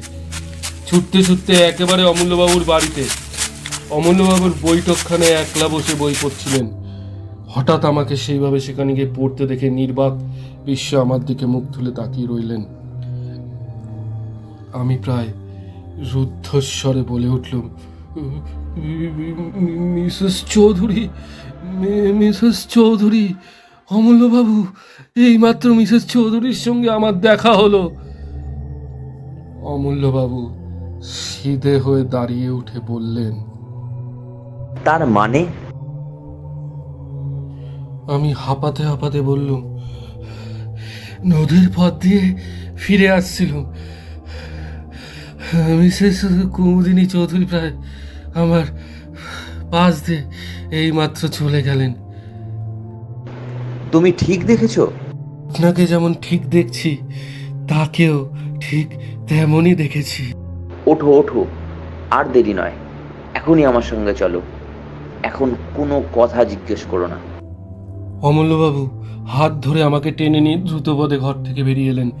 তারপর বাগানের কোণ থেকে একটা শাবল ও একখানা কোদাল তুলে নিয়ে কোদালখানা আমার হাতে দিয়ে বললেন, এসো। আমি যন্ত্র চালিতের মতন তার সঙ্গে চললুম। আবার সেই নদীর পথ, চারদিক তেমনই নীরব ও নির্জন, আকাশে তেমনই স্বপ্নময় চাঁদের হাসি। নিবিড় বন জঙ্গল ও পাহাড়ের পর পাহাড় দাঁড়িয়ে আছে যেন ছবিতে আঁকা। কিন্তু সেসব দৃশ্য দেখবার মতো মনের অবস্থা তখন আমার ছিল না। আমার প্রাণ থেকে সমস্ত কবিত্ব তখন কর্পূরের মতন উবে গিয়েছিল। ঘাসের উপরে বড় বড় গাছের ছায়া নড়ছে আর আমি চমকে চমকে উঠছি। নিস্তব্ধতা বিদীর্ণ করে একটা প্যাঁচা চেঁচিয়ে উঠল। শিউরে উঠে আমি ভাবলুম, ঝোপে ঝাপে আড়ালে আবছায় যেসব অশরীরী দুষ্ট আত্মা রক্ত তৃষায় উন্মুখ হয়ে আছে, ওই নিশাচর পাখিটা যেন তাদেরই সাবধান করে জানিয়ে দিল, তোমরা প্রস্তুত হও, পৃথিবীর শরীরী প্রাণী আসছে। হয়তো ঝাঁঝার কোরস্থান, কবরের পর কবর সারি সারি দেখা যাচ্ছে, তাদের উপরে ইটের বা পাথরের গাঁথনি। পাশ থেকে নদীর জলের টান ভেসে আসছে অশ্রান্ত তালে। আমার মনে হলো এতক্ষণ ওইসব কবরের পাথরের উপর যেসব ছায়াদেহ বসে বসে রাত্রি যাপন করছিল, আচম্বিতে জীবিত মানুষের আবির্ভাবে অন্তরালে গিয়ে নদীর সঙ্গে স্বর মিলিয়ে তারা ভয়াবহ কানাকানি করছে। একটা ঝোপের ভিতরে আমাকে টেনে নিয়ে গিয়ে অমূল্যবাবু বললেন, এখানে স্থির হয়ে লুকিয়ে বসিয়ে থাকি, এসো। সাবধান, কোনো কথা কেউ না। সারা রাত সেইখানে আড়ষ্ট হয়ে দুজনে বসে রইলুম। সেদিনকার সে রাতটাকে আর পৃথিবীর রাত বলে মনে হলো না। ইহলোকের থেকেও আমরা যেন পরলোকের বাসিন্দা হয়েছি। চাঁদ পশ্চিম আকাশের শেষ প্রান্তে, পূর্ব দিকে ধীরে ধীরে যেন মৃত রাত্রির বুকের রক্ত ঝরে পড়তে লাগলো। ভোর হচ্ছে। হঠাৎ অমূল্যবাবু আমার গা টিপলেন। চমকে ফিরে দেখি নিবিড় বনের ভিতর থেকে মেঘের মতো গতিতে এক অপার্থিব নারী মূর্তি বাইরে বেরিয়ে আসছে। মিসেস কুমুদিনী চৌধুরী। অমূল্যবাবু আমার কানে কানে বললেন, আজকে রাতের মতো পিশাচির রক্ত পিপাসা শান্ত হলো। মিসেস চৌধুরীর দেহ ধীরে ধীরে গোরস্থানের ভিতরে গিয়ে ঢুকলো। একটা কবরের উপরে গিয়ে এক মুহূর্ত স্থির হয়ে দাঁড়ালো। তারপর আচমকা শূন্যে দুই হাত তুলে এমন প্রচন্ড তীক্ষ্ণ স্বরে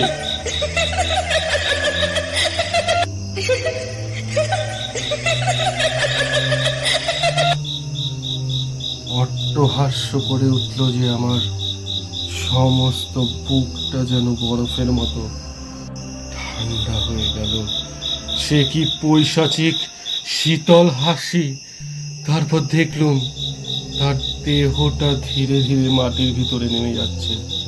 খানিক পরেই সে একেবারেই অদৃশ্য হয়ে গেল।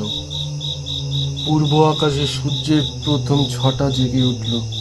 অমূল্যবাবু এক লাফে দাঁড়িয়ে উঠে বললেন, আর অপেক্ষা নয়, শিগগির আমার সঙ্গে এসো। আমরা মিসেস চৌধুরীর কবরের উপরে গিয়ে দাঁড়ালাম। অমূল্যবাবু বললেন, আমি শাবল দিয়ে মাটি খুঁড়ি আর তুমি কোদাল দিয়ে মাটি তোলো।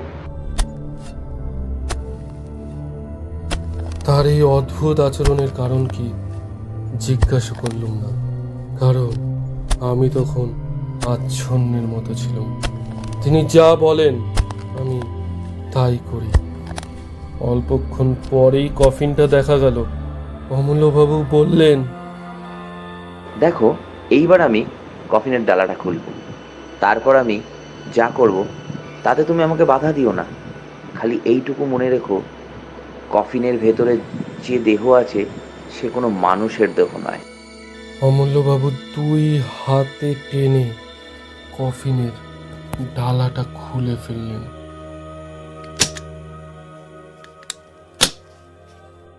আমি স্তম্ভিত চোখে দেখলাম কফিনের ভিতর শুয়ে আছে মিসেস চৌধুরীর পরিপূর্ণ দেহ।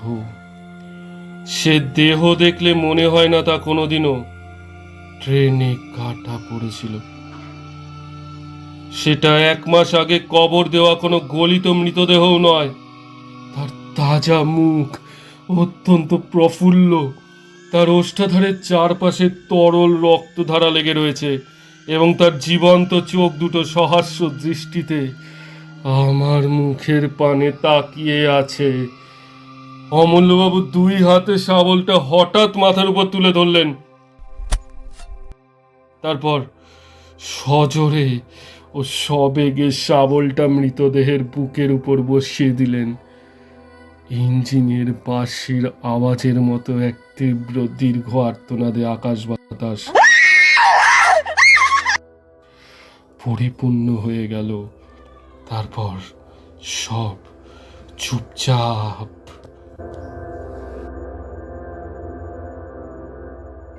শুরু হচ্ছে তিরলের বালা।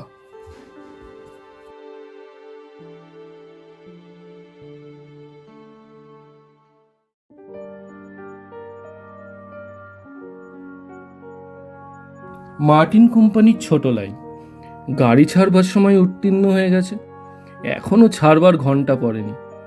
এ নিয়ে গাড়ির লোকজনের নানা রকম মতামত চলছে। মশাই, বরগেছে নেমে যাবে প্রায় 5 মাইল, 4টে বাজে, এখনো গাড়ি ছাড়বার নামটি নেই। কখন বাড়ি পৌঁছাবো ভাবুন তো। এদের এইরকমই কাণ্ড মশাই। আসুন না সবাই মিলে একটু কাগজে লেখালেখি করি। সেদিন বরগেছে স্টেশনে 2টো ট্রেনের লোক একটি ট্রেনে পুড়লে দাঁড়াবার জায়গাটুকু নেই, তাও আবার কদমতলা এলো 1 ঘন্টা লেট। ওই আপিসের সময়টুকুই একটু টাইম হতে যায়, তারপর সব গাড়িরই সমান দশা। আহ, কি যে ভুল করেছি মশাই এই লাইনে বাড়ি করে। রিটায়ার করলাম, কোথায় বাড়ি করি। আমার শ্বশুর বললেন তার গ্রামে বাড়ি করতে। সে কোথায় মশাই?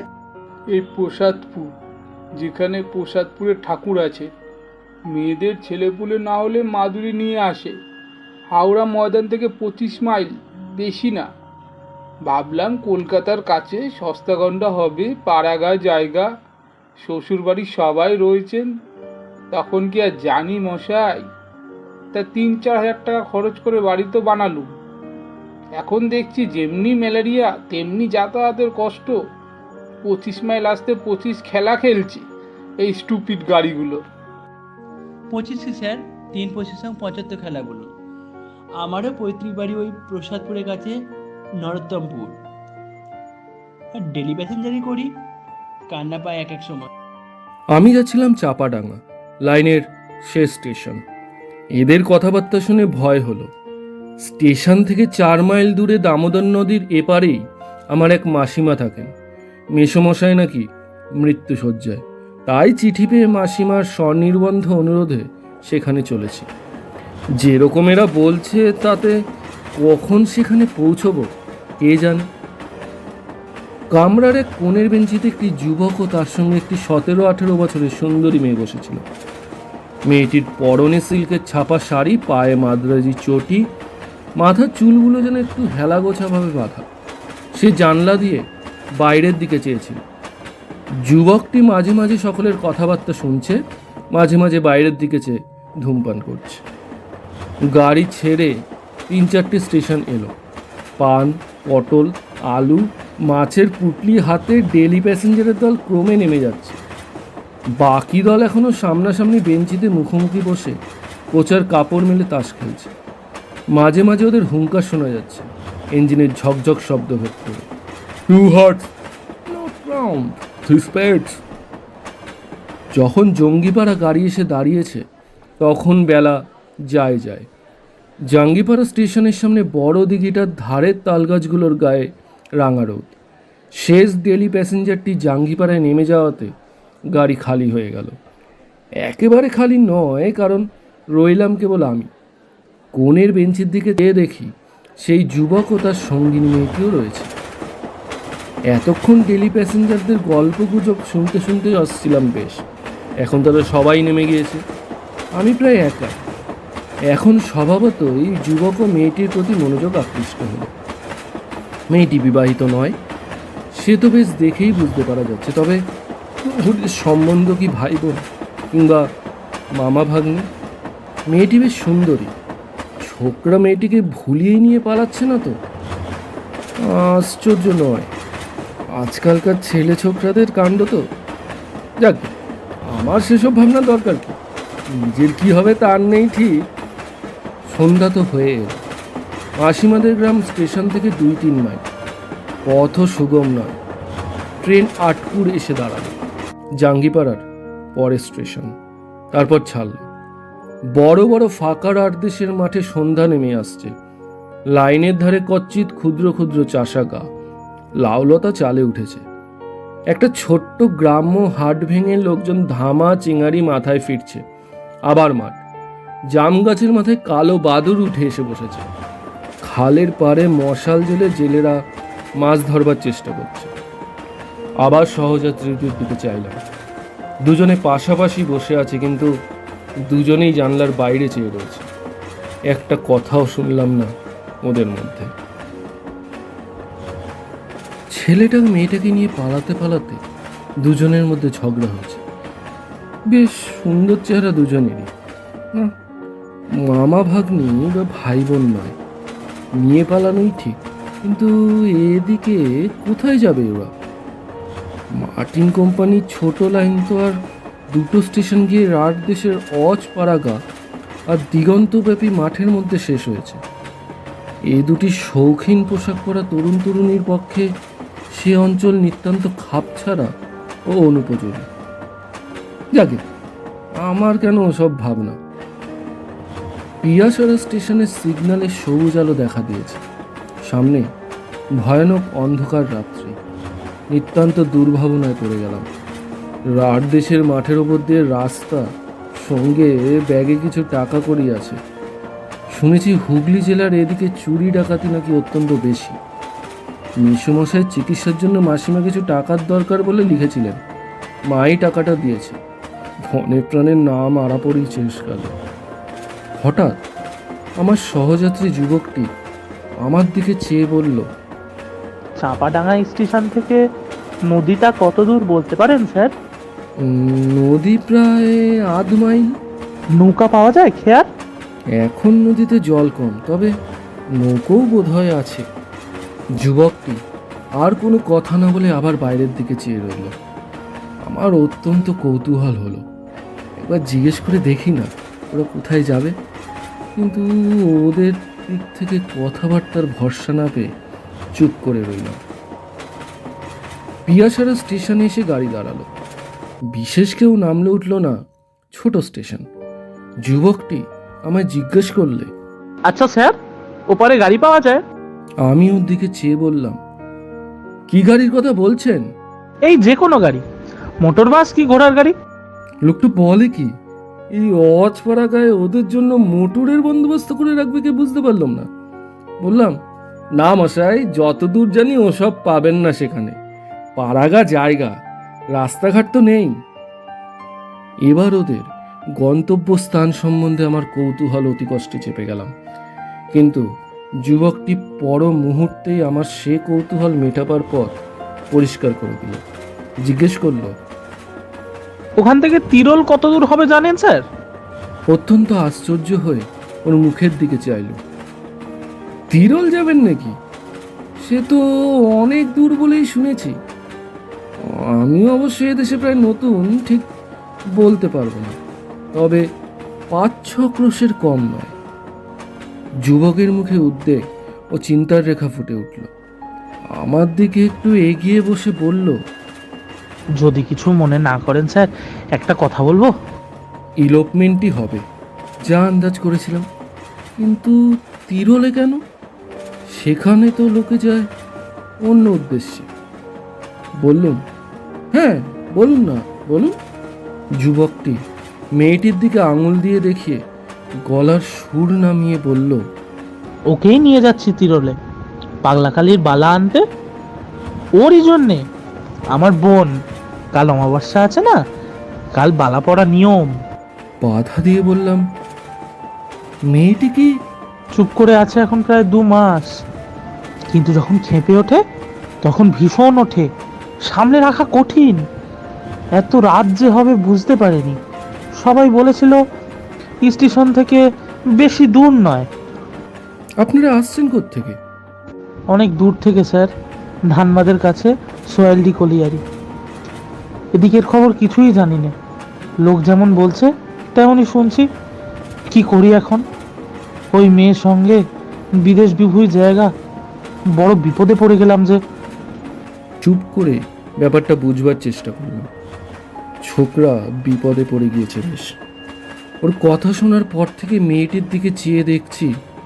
চমৎকার দেখতে মেয়েটি, ধবধবে ফর্সা রং, বড় বড় চোখ, ঠোঁটের 2টি প্রান্ত উপর দিকে কেমন একটু বাঁকানো, তাতে মুখশ্রী আরও কি সৌন্দর্যে দেখাচ্ছে।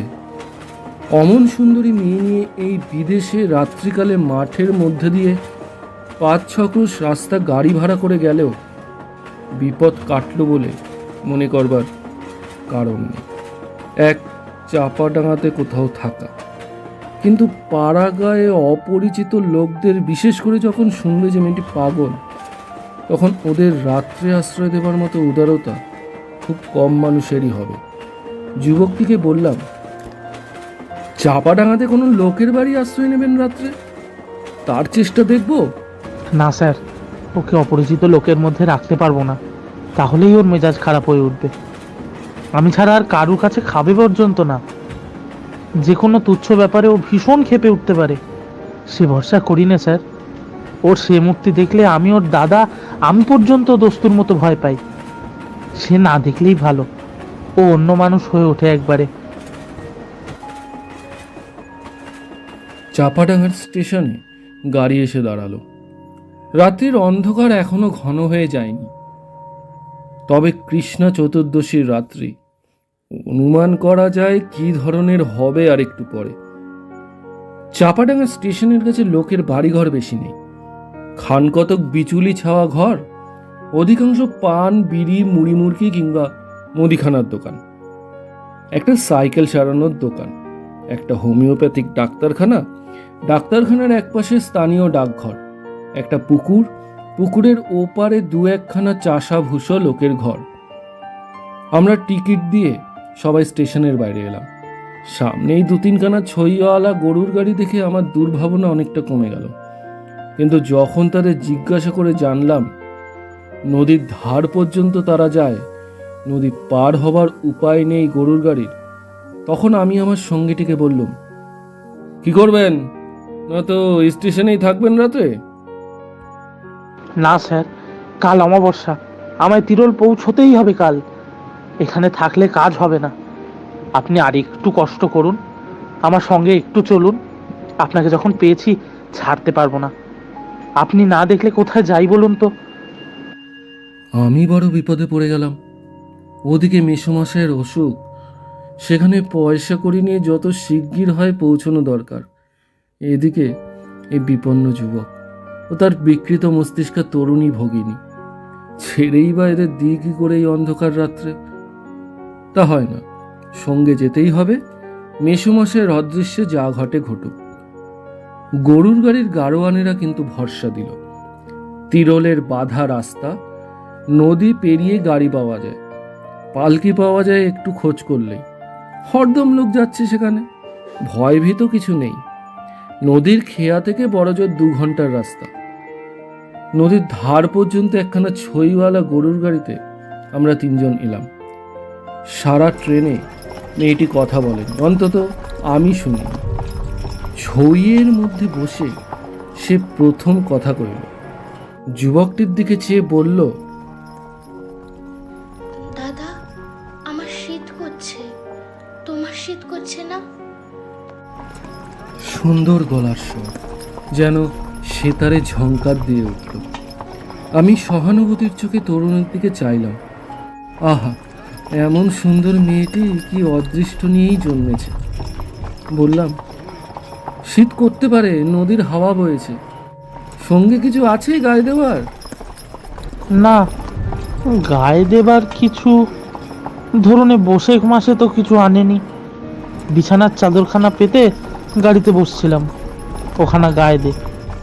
বেশ স্বাভাবিক সুরে সহজ ধরনের কথাবার্তা। আমি বললাম, দামোদর। মেয়েটি এবার আমার দিকে মুখ ফিরিয়ে বললে, বল্লভপুরে যে দামোদর, আমি জানি, খুব বড় নদী না দাদা? ছেলেবেলায় দেখেছি। যুবকটি আমায় বলল, দামোদরের ধারে বল্লভপুর বলে গ্রাম, বর্ধমান জেলায়। সেখানে আমার মামার বাড়ি কিনা। পূর্ণিমা মানে আমার এই বোন সেখানে 2 বার গিয়েছিল ছেলেবেলায়। তারপর খেয়ার নদী পার হওয়ার সময় পূর্ণিমা ওর দাদাকে বলল, ভয় করছে দাদা, ডুবে যাব না তো? ও দাদা, নৌকো দুলছে যে।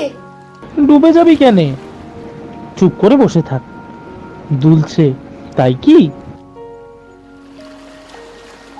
ওপারে গিয়ে আমরা দেখি গাড়ি ঘোড়া তো দূরের কথা, একটা মানুষ পর্যন্ত নেই। খেয়ার মাঝি লোকটা ভালো, সে আমাদের অবস্থা দেখে বলল, দাঁড়ান বাবু মশাই, শ্যামপুকুরের গোয়ালপাড়ায় গরুর গাড়ি পাওয়া যায়। আপনারা নৌকাতেই বসেন, আমি ডেকে দিচ্ছি। পূর্ণিমা বলল, দাদা, কিছু খাবে না? খাবার রয়েছে তো। পরে আমার দিকে চেয়ে বলল, আপনিও খান, খাবার অনেক আছে। ওর দাদা বলল, হ্যাঁ হ্যাঁ, দে না, ওকে দে, তুইও খা। কিছু তো খাসনি, পৌঁছতে কত রাত হয়ে যাবে। পূর্ণিমা একটা ছোট্ট পুটলি খুলে আমাদের সবাইকে লুচি, পটল ভাজা, আলু চচ্চড়ি ও মিহিদানা পরিবেশন করে দিল। বলল, দেখ তো দাদা, মিহিদানা খারাপ হয়ে যায়নি? আমি বললাম, এ কোথাকার মিহিদানা? বর্ধমান থেকে কেনা, আসবার সময়। খারাপ হয়নি, দেখুন তো মুখে দিয়ে। আজ যখন বাড়ি থেকে বেরিয়েছিলাম তখনও ভাবিনি এমন একটি সন্ধ্যার কথা। ভাবিনি যে দামোদর নদীর উপর নৌকাতে বসে একটি অপরিচিত যুবক ও একটি অপরিচিতা তরুণীর সঙ্গে খাবার খাবো এভাবে। কেমন একটি শান্ত পরিবেশ, যেন বাড়িতে মা বোনের মধ্যেই আছি। বড় ভালো লাগছিল। কিন্তু পরবর্তী মর্মন্তুদ অভিজ্ঞতার পটভূমিতে ফেলে আজ যখন আবার সেই সন্ধ্যাটির কথা ও আমার সেই তরুণ সঙ্গীদের কথা এখন ভাবি, তখন মনে হয় সেদিন তাদের সঙ্গে না দেখা হওয়াই ভালো ছিল। একটা দুঃখজনক করুণ স্মৃতির হাত থেকে বাঁচা যেত তাহলে। আমাদের খাওয়া শেষ হয়ে গিয়েছে। এমন সময় গরুর গাড়ি নিয়ে খেয়ার মাঝি ঘাটের ধারে দামোদরের বিস্তৃত বালির চরে এসে হাজির হলো। তিরল যাবার ভাড়া ধার্য করে আমরা গাড়িতে উঠে পড়লাম। খেয়ার মাঝিকে তার পরিশ্রমের জন্য কিন্তু কিছু বকশিস দেওয়াও বাদ গেল না। গাড়োয়ান বলল, বাবু, ভুল হয়ে গিয়েছে, বাড়ি থেকে তামাকের টিনটা নেওয়া হয়নি। গাড়ি গাঁয়ের মধ্যে দিয়ে একটু ঘুরিয়ে নিয়ে যাই, বেশি দেরি হবে না বাবু।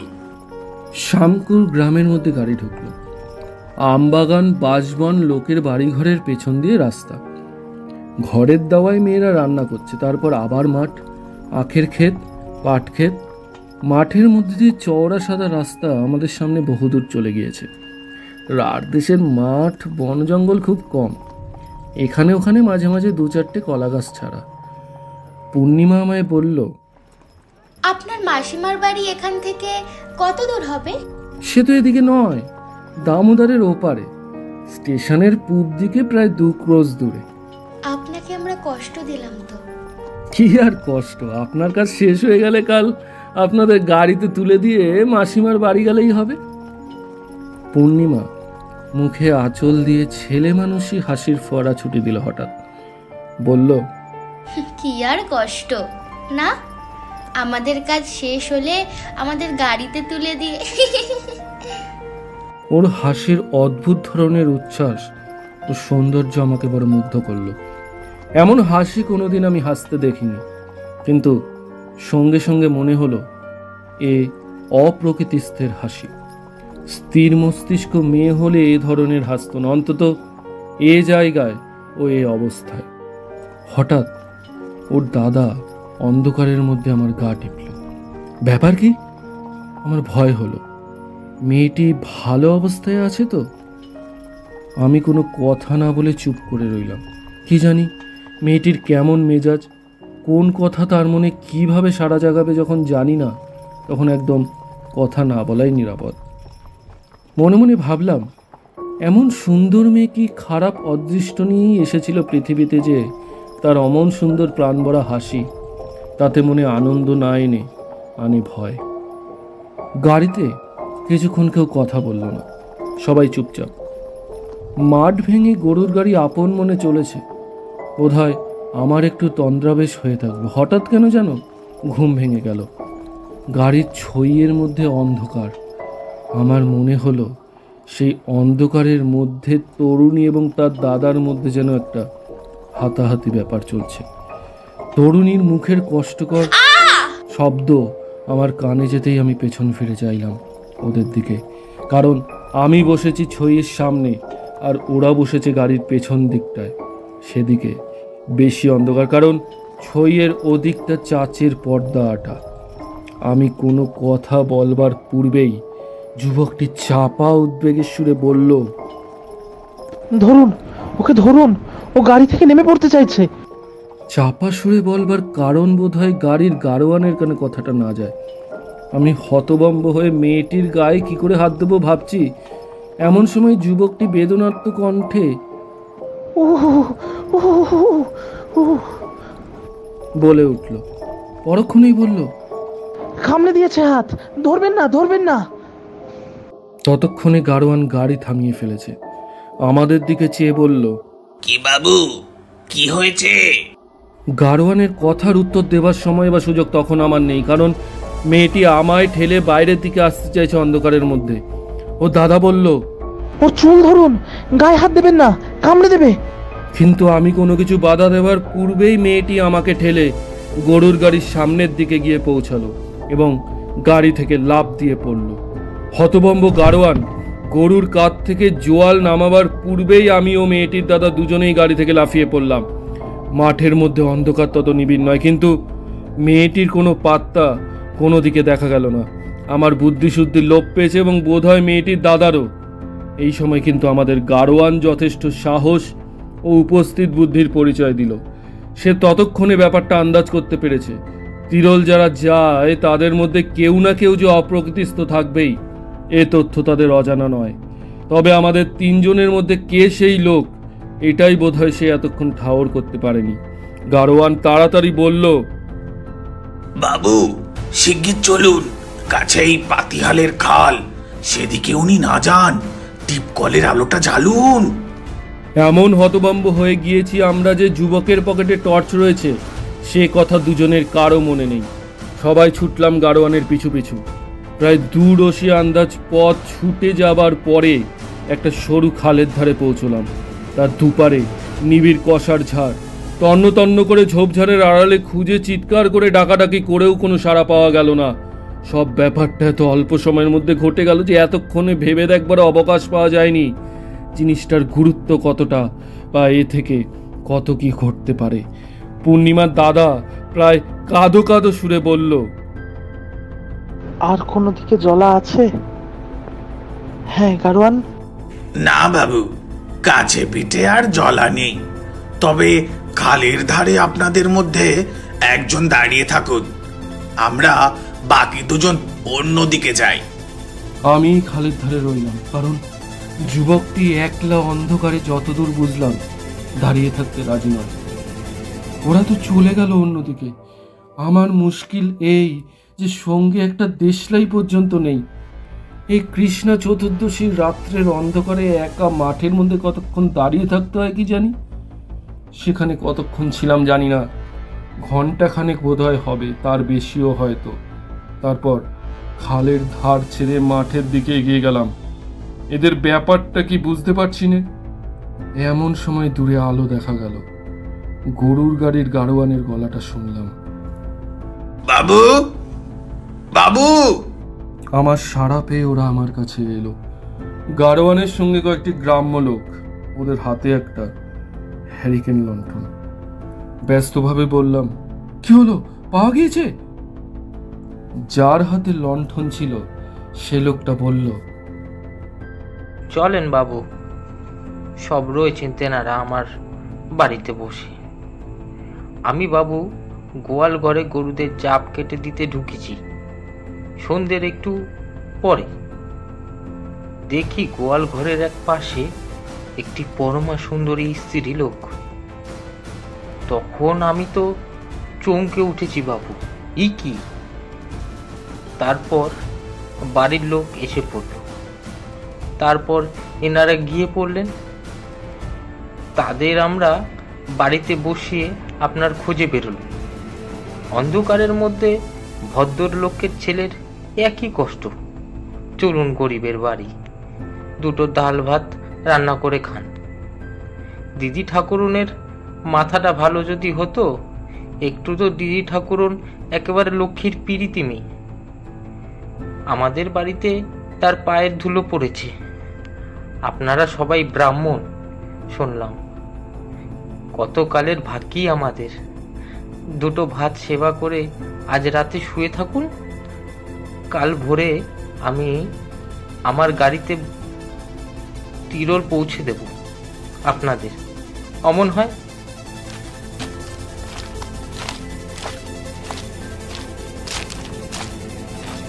গ্রামের মধ্যে লোকটার বাড়ি গিয়ে পৌঁছলাম। বাড়িটার কথা এখানে একটু ভালো করে বর্ণনা করা দরকার, কারণ এর পরবর্তী ঘটনার সঙ্গে এই বাড়ির অতি ঘনিষ্ঠ সম্বন্ধ। একবার ভাবি, সে রাত্রে যদি সেখানে থাকবার প্রস্তাবে রাজি না হয়ে ওদের নিয়ে সোজাসুজি তিরল চলে যেতুম। আসলে নিয়তি যাকে যেখানে টানে। তিরল গেলেই কি নিয়তির হাত থেকে উদ্ধার পাওয়া যেত? ভুল। বাড়িটা ও দেশের চলন মতো মাটির দেওয়াল, বিচুলিতে ছাওয়া। বাইরে বেশ বড় একখানা বৈঠকখানা, তার 2 কামরা, মাটির দেওয়ালের ব্যবধান। সামনে খুব বড় মাটির দাওয়া, তার সামনে উঠান। উঠানের পশ্চিম ধারে ছোট্ট একটা ঘাট বাঁধানো পুকুর। বৈঠকখানার 2টো কামরার মধ্যে যেটা ছোট, সেটার পেছনের দোর খুলে কিন্তু বাইরের উঠানে আসা যায় না। সেটি অন্তঃপুরে যাতায়াতের পথ। গৃহস্বামীর নাম রসিকলাল ধারা, জাতিতে কৈবর্ত, সুতরাং তাদের রাধা ভাত আমাদের চলবে না। রসিকলালের একান্ত অনুরোধে আমরা রান্না করতে রাজি হলাম। জিনিসপত্র, দুধ, শাকসবজি 6 জনের উপযোগী এসে পড়ল। আশ্চর্যের বিষয় এই যে রান্না করলে পূর্ণিমা আবার সেই আগেকার শান্ত স্বাভাবিক মূর্তি ধরেছে। তার কথাবার্তা, রান্নার কৌশল, সহজ ব্যবহার দেখে কেউ বলতেও পারবে না কিছুক্ষণ আগে গাড়ি থেকে লাফ দিয়ে পালিয়েছিল। খেতে বসবার কিছু আগে পূর্ণিমা যেখানে রাচ্ছে, সেখানে উঁকি মেরে দেখি গ্রামের অনেক মেয়ে ওকে দেখতে এসেছে। নানা রকম কথাবার্তা জিজ্ঞেস করছে। বুঝলাম পূর্ণিমার কাহিনী গ্রাম্যে রটে গিয়েছে। রাত 11টা প্রায় বাজে। পূর্ণিমা এসে আমাদের ডেকে নিয়ে গেল খেতে। আমি বললাম, সকলের সঙ্গে আলাপ হলো পূর্ণিমা? ওরা সব এসেছে কেন জানেন? নাকি আমায় সবাই দেখতে এসেছে? আমি বললাম, আমি ভাই আপনাদের মতোই মেয়ে, 2খানা হাত 2খানা পা, আমায় দেখবার কি আছে? আর কি কথা হলো? আর কিছু না, আমাদের বাড়ি কোথায়, আমার বয়স কত এই জিজ্ঞেস করছিল। তারপর বেশ দিব্যি সহজভাবেই বললে, আর বলছিল তোমার বিয়ে হয়নি। আমি বললাম এবছর আমার বিয়ে দেবেন বাবা বলেছেন।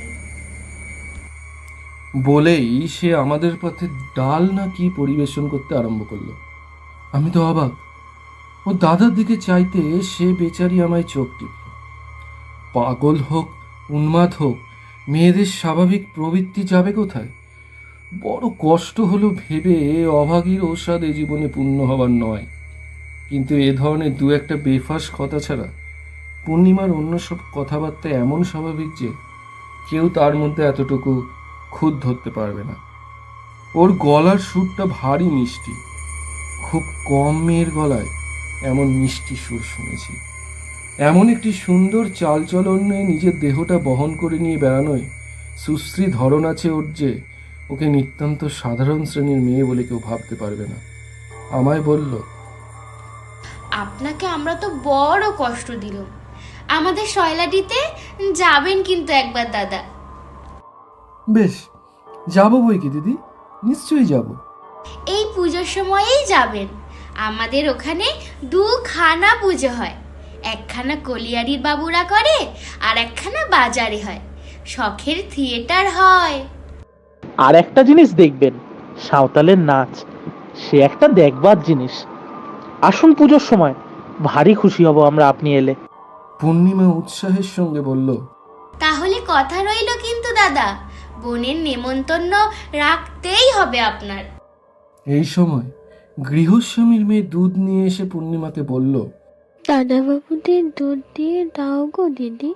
তাহলে একখানা দুধের হাতা নিয়ে এসো খুকি, ডালের হাতায় তো দুধ দেওয়া যাবে না। পূর্ণিমার এই সমস্ত কথাবার্তার খুঁটিনাটি আমার খুব মনে আছে, কারণ পরে এই কথাগুলি মনে মনে আলোচনা করবার যথেষ্ট কারণ ঘটেছিল। আহারাদির প্রায় আধ ঘন্টা পর আমরা সবাই শুয়ে পড়ল। পূর্ণিমা তার দাদার সঙ্গে বাইরের ঘরে ছোট কামরাটায় এবং আমি বড় কামরাটায়। এবার আমি নিজের কথা বলি। শরীর ও মন বড় ক্লান্ত ছিল। অল্পক্ষণের মধ্যে ঘুমিয়ে পড়েছিলাম, কিন্তু কতক্ষণ পরে জানি নে এবং কেন তাও জানি নে, হঠাৎ আমার ঘুম ভেঙে গেল। আমার বুকে যেন পাথরের ভারী বোঝা চাপিয়েছে। নিঃশ্বাস প্রশ্বাস নিতে যেন কষ্ট হচ্ছে। ভাবলুম নিশ্চয়ই নদীর হাওয়ায় ঠান্ডা লেগে গিয়েছে কিংবা ওই রকম কিছু। অমন হয়। আবার ঘুমোবার চেষ্টা করি। এমন সময় আমার মনে হলো পাশের কামরায় কীরকম একটা কৌতূহলজনক শব্দ হচ্ছে, হয়তো পূর্ণিমার দাদার নাক ডাকার শব্দ। অদ্ভুত রকমের নাক ডাকা বটে, যেন গোগানি বা কাতরানির শব্দের মতো। একটু পরেই আর শব্দ শুনতে পেলাম না। আমিও পাশ ফিরে ঘুমিয়ে পড়লাম। আমার ঘুম ভাঙল খুব ভোরে। পাশের কামরার দোর তখনও বন্ধ। আমি উঠে হাত মুখ ধুয়ে মাঠের দিকে বেড়াতে গেলুম। আধ ঘন্টা বেরোনোর পর দেশ ফিরে এসে দেখি তখন ওরা কেউ ওঠেনি, এমনকি বাড়ির লোকও না। আরও আধা ঘন্টা পরে গৃহস্বামী রসিক ধারা উঠে বাইরের ঘরের দাওয়া এসে বসলো। আমায় বলল, হ্যাঁ, ঘুমোলেন কেমন বাবু? মশা কামড়ায়নি? এরা এখনো ঘুমোচ্ছেন বুঝি? রসিকের সঙ্গে কিছুক্ষণ চাষবাসের গল্প করলাম। তারপরে সে উঠে কোথাও বেরিয়ে গেল। এদিকে প্রায় 8টা বাজলো, তখনও পূর্ণিমা বা তার দাদার ঘুম ভাঙেনি। 8:30টার সময় রসিক ফিরে আসলো। গ্রীষ্মকাল, 8:30 দস্তুর মতো বেলা। খুব রোদ উঠে গিয়েছে চারিধারে। রসিক আবার জিজ্ঞেস করলো, এরা এখনো ওঠেনি? আমি বললাম, কই না, ওঠেনি তো। গরমে সারা রাত ঘুম হয়নি বোধহয়, ভোরের দিকে ঘুমিয়েছে আর কি। আমার কাহিনী শেষ হয়ে এসেছে। বেলা 9টার সময় যখন ওদের সারা শব্দ শোনা গেল না, তখন আমি দরজায় ঘা দিলাম। ঘরের মধ্যে মানুষ আছে বলেই মনে হলো না। তখন বাধ্য হয়ে আমি পশ্চিম দিকে ছোট্ট জানলাটা দিয়ে উঁকি মেরে দেখতে গেলাম। ঘরের মধ্যে একটি মেয়ে নিদ্রিতা। এই অবস্থায় জানলা দিয়ে চেয়ে দেখতে দ্বিধাবোধ করছিলাম, কিন্তু একবার দেখাটা দরকার। ব্যাপার কি এদের? জানলা দিয়ে যা দেখলাম তাতে আমি চিৎকার করে উঠেছিলাম বোধহয়, ঠিক বলতে পারিনি, কারণ আমারও কিছুক্ষণের জন্য বুদ্ধি লোপ পেয়েছিল। কি যে ঘটেছে কি না ঘটেছে আমার খেয়াল ছিল না। প্রথমেই আমার চোখে পড়ল, ঘরে ঘরে এত রক্ত কেন? চোখে ভুল দেখলাম নাকি? কিন্তু পর মুহূর্তে আর সন্দেহের অবকাশ রইল না। ঘরে একখানা চৌকি পাতা, পূর্ণিমার দাদা চৌকির উপরকার বিছানায় উপুর হয়ে কেমন এক অস্বাভাবিক ভঙ্গিতে শুয়ে। বিছানা রক্তে ভাসছে, মেঝেতে রক্ত গড়িয়ে পড়ে মেঝে ভাসছে, আর পূর্ণিমার দেওয়ালের ধারে মেঝের উপর পড়ে আছে। জীবিতা কি মৃতা বুঝতে পারলাম না। একটা পাশ বালিশ চৌকির ওপর থেকে যেন ছিটকে পূর্ণিমার দেহের কাছে পড়ে, সেটাও রক্ত মাখা। আমার চিৎকার অনেক দূর থেকে শোনা গিয়েছিল নাকি? লোকজন চারিদার থেকে এসে বলল। আমার জ্ঞান ছিল না, মাথায় জল টল দিয়ে আমায় সকলে চাঙ্গা করে 10-15 মিনিট পরে। এদিকে দরজা ভেঙে সকলে ঘরে ঢুকলো। তারা দেখলো পূর্ণিমার দাদার গলায়, কাঁধে ও হাতে সাংঘাতিক কোপের দাগ। আগের রাত্রে কুটনো কোটার জন্য একখানা বড় বটি গৃহস্থেরা দিয়েছিল, সেখানা রক্ত মাখা অবস্থায় বিছানার ওপাশে পড়ে। পূর্ণিমার শাড়ি ব্লাউজে কিন্তু খুব বেশি রক্ত নেই, কেবল শাড়ির সামনের দিকটাতে যেন ছিটকে লাগা রক্ত খানিকটা। হতভাগিনী রাত্রে কোন সময় এই বীভৎস কাণ্ড ঘটিয়েছে? নিজের হাতে ভাইকে খুন করে ঘরের মেঝেতে অঘরে নিদ্রায় অভিভূতা। দীপি শান্ত নিশ্চিন্তভাবে ঘুমোচ্ছে। আমার যখন জ্ঞান হয়ে ঘরে ঢুকেছি, তখনও ঘুমন্ত অবস্থায় ওকে দেখাচ্ছে কি সুন্দর, আর ছেলে মানুষ, নিষ্পাপ সরলা বালিকার মতো। নারীর প্রলয়ঙ্কারী ধ্বংসমূর্তি সেই ভয়ানক প্রভাতে এক মুহূর্তে আমার চোখের সামনে যেন ফুটে উঠল। পলকে যে প্রলয় ঘটায়, এক হাতে দেয় প্রেম, অন্য হাতে আনে মৃত্যু, এক হাতে যার খড়গ, অন্য হাতে পড়া ভয়। অতঃপর যা ঘটবার তাই ঘটল। পাড়ার লোক, গ্রামের লোক ভেঙে পড়ল। পুলিশ এলো। আমি মেয়েটির অবস্থা সম্বন্ধে যা জানি খুলে বললাম। তাদের জেরার প্রশ্নোত্তর দিতে দিতে আমার মনে হলো হয়তোবা আমি পূর্ণিমা দাদাকে খুন করে থাকবো। ঘুমন্ত মেয়েটির পাশ থেকে ও দাদার মৃতদেহ সরানোর ব্যবস্থা আমিই করে দিলাম। মৃতের সকল ছিন্ন, রক্তাক্ত বস্ত্র, বটি, বিছানা, উন্মত্ততায় ঘুম সহজে ভাঙেনি তাই রক্ষে। দুপুর পর্যন্ত পূর্ণিমা নিরুদ্বেগে ঘুমালো। পুলিশকেও কষ্ট করে ওর ঘুম ভাঙাতে হলো। আমি ওর পাশে দাঁড়ালুম এই ঘোর অন্ধকার রাত্রে। অসহায় উন্মাদিনীর আর কে ছিল সেখানে? যদি ওর অবস্থা দেখে চোখের জল ফেলেনি এমন লোক সে অঞ্চলে ছিল না। কি মেয়ে, কি পুরুষ, এমনকি থানার মুসলমান দারোগা বাবু পর্যন্ত।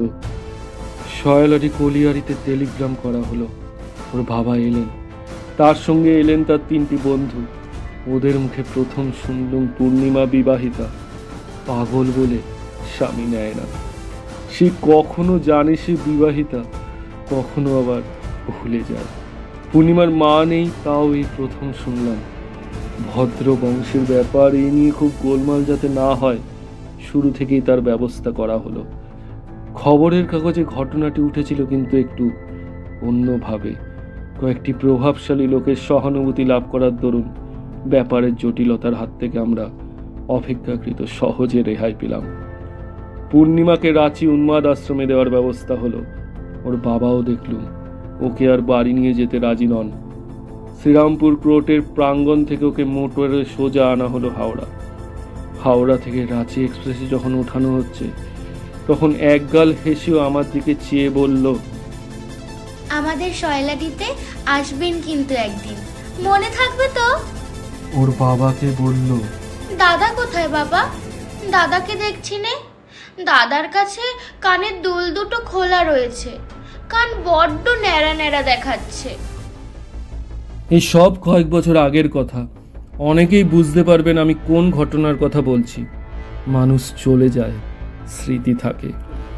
জীবনের ওপর কত চিতার ছাই ছড়ানো, সেই ছাইয়ের সূক্ষ্ম স্তরে বহু প্রিয় পরিচিত জনের পদচিহ্ন আঁকা। এই শ্যামলা পৃথিবীর রৌদ্রালোক পরিবর্তনশীল ঋতুচক্রের আনন্দ থেকে নির্বাসিতা সে হতভাগিনীর কথা মাঝে মাঝে যখন মনে পড়ে, তখন ভাবি সে নেই। এতদিনে সুদূর রাঁচির উন্মাদ আশ্রমে তার অভিশপ্ত জীবনের অবসান হয়ে গেছে। ভগবান আর ওকে কতকাল কষ্ট দেবেন বলা বাহুল্য। এই কাহিনীর মধ্যে আমি সব কাল্পনিক নামধাম ব্যবহার করেছি, কারণ সহজেই অনুমেয়।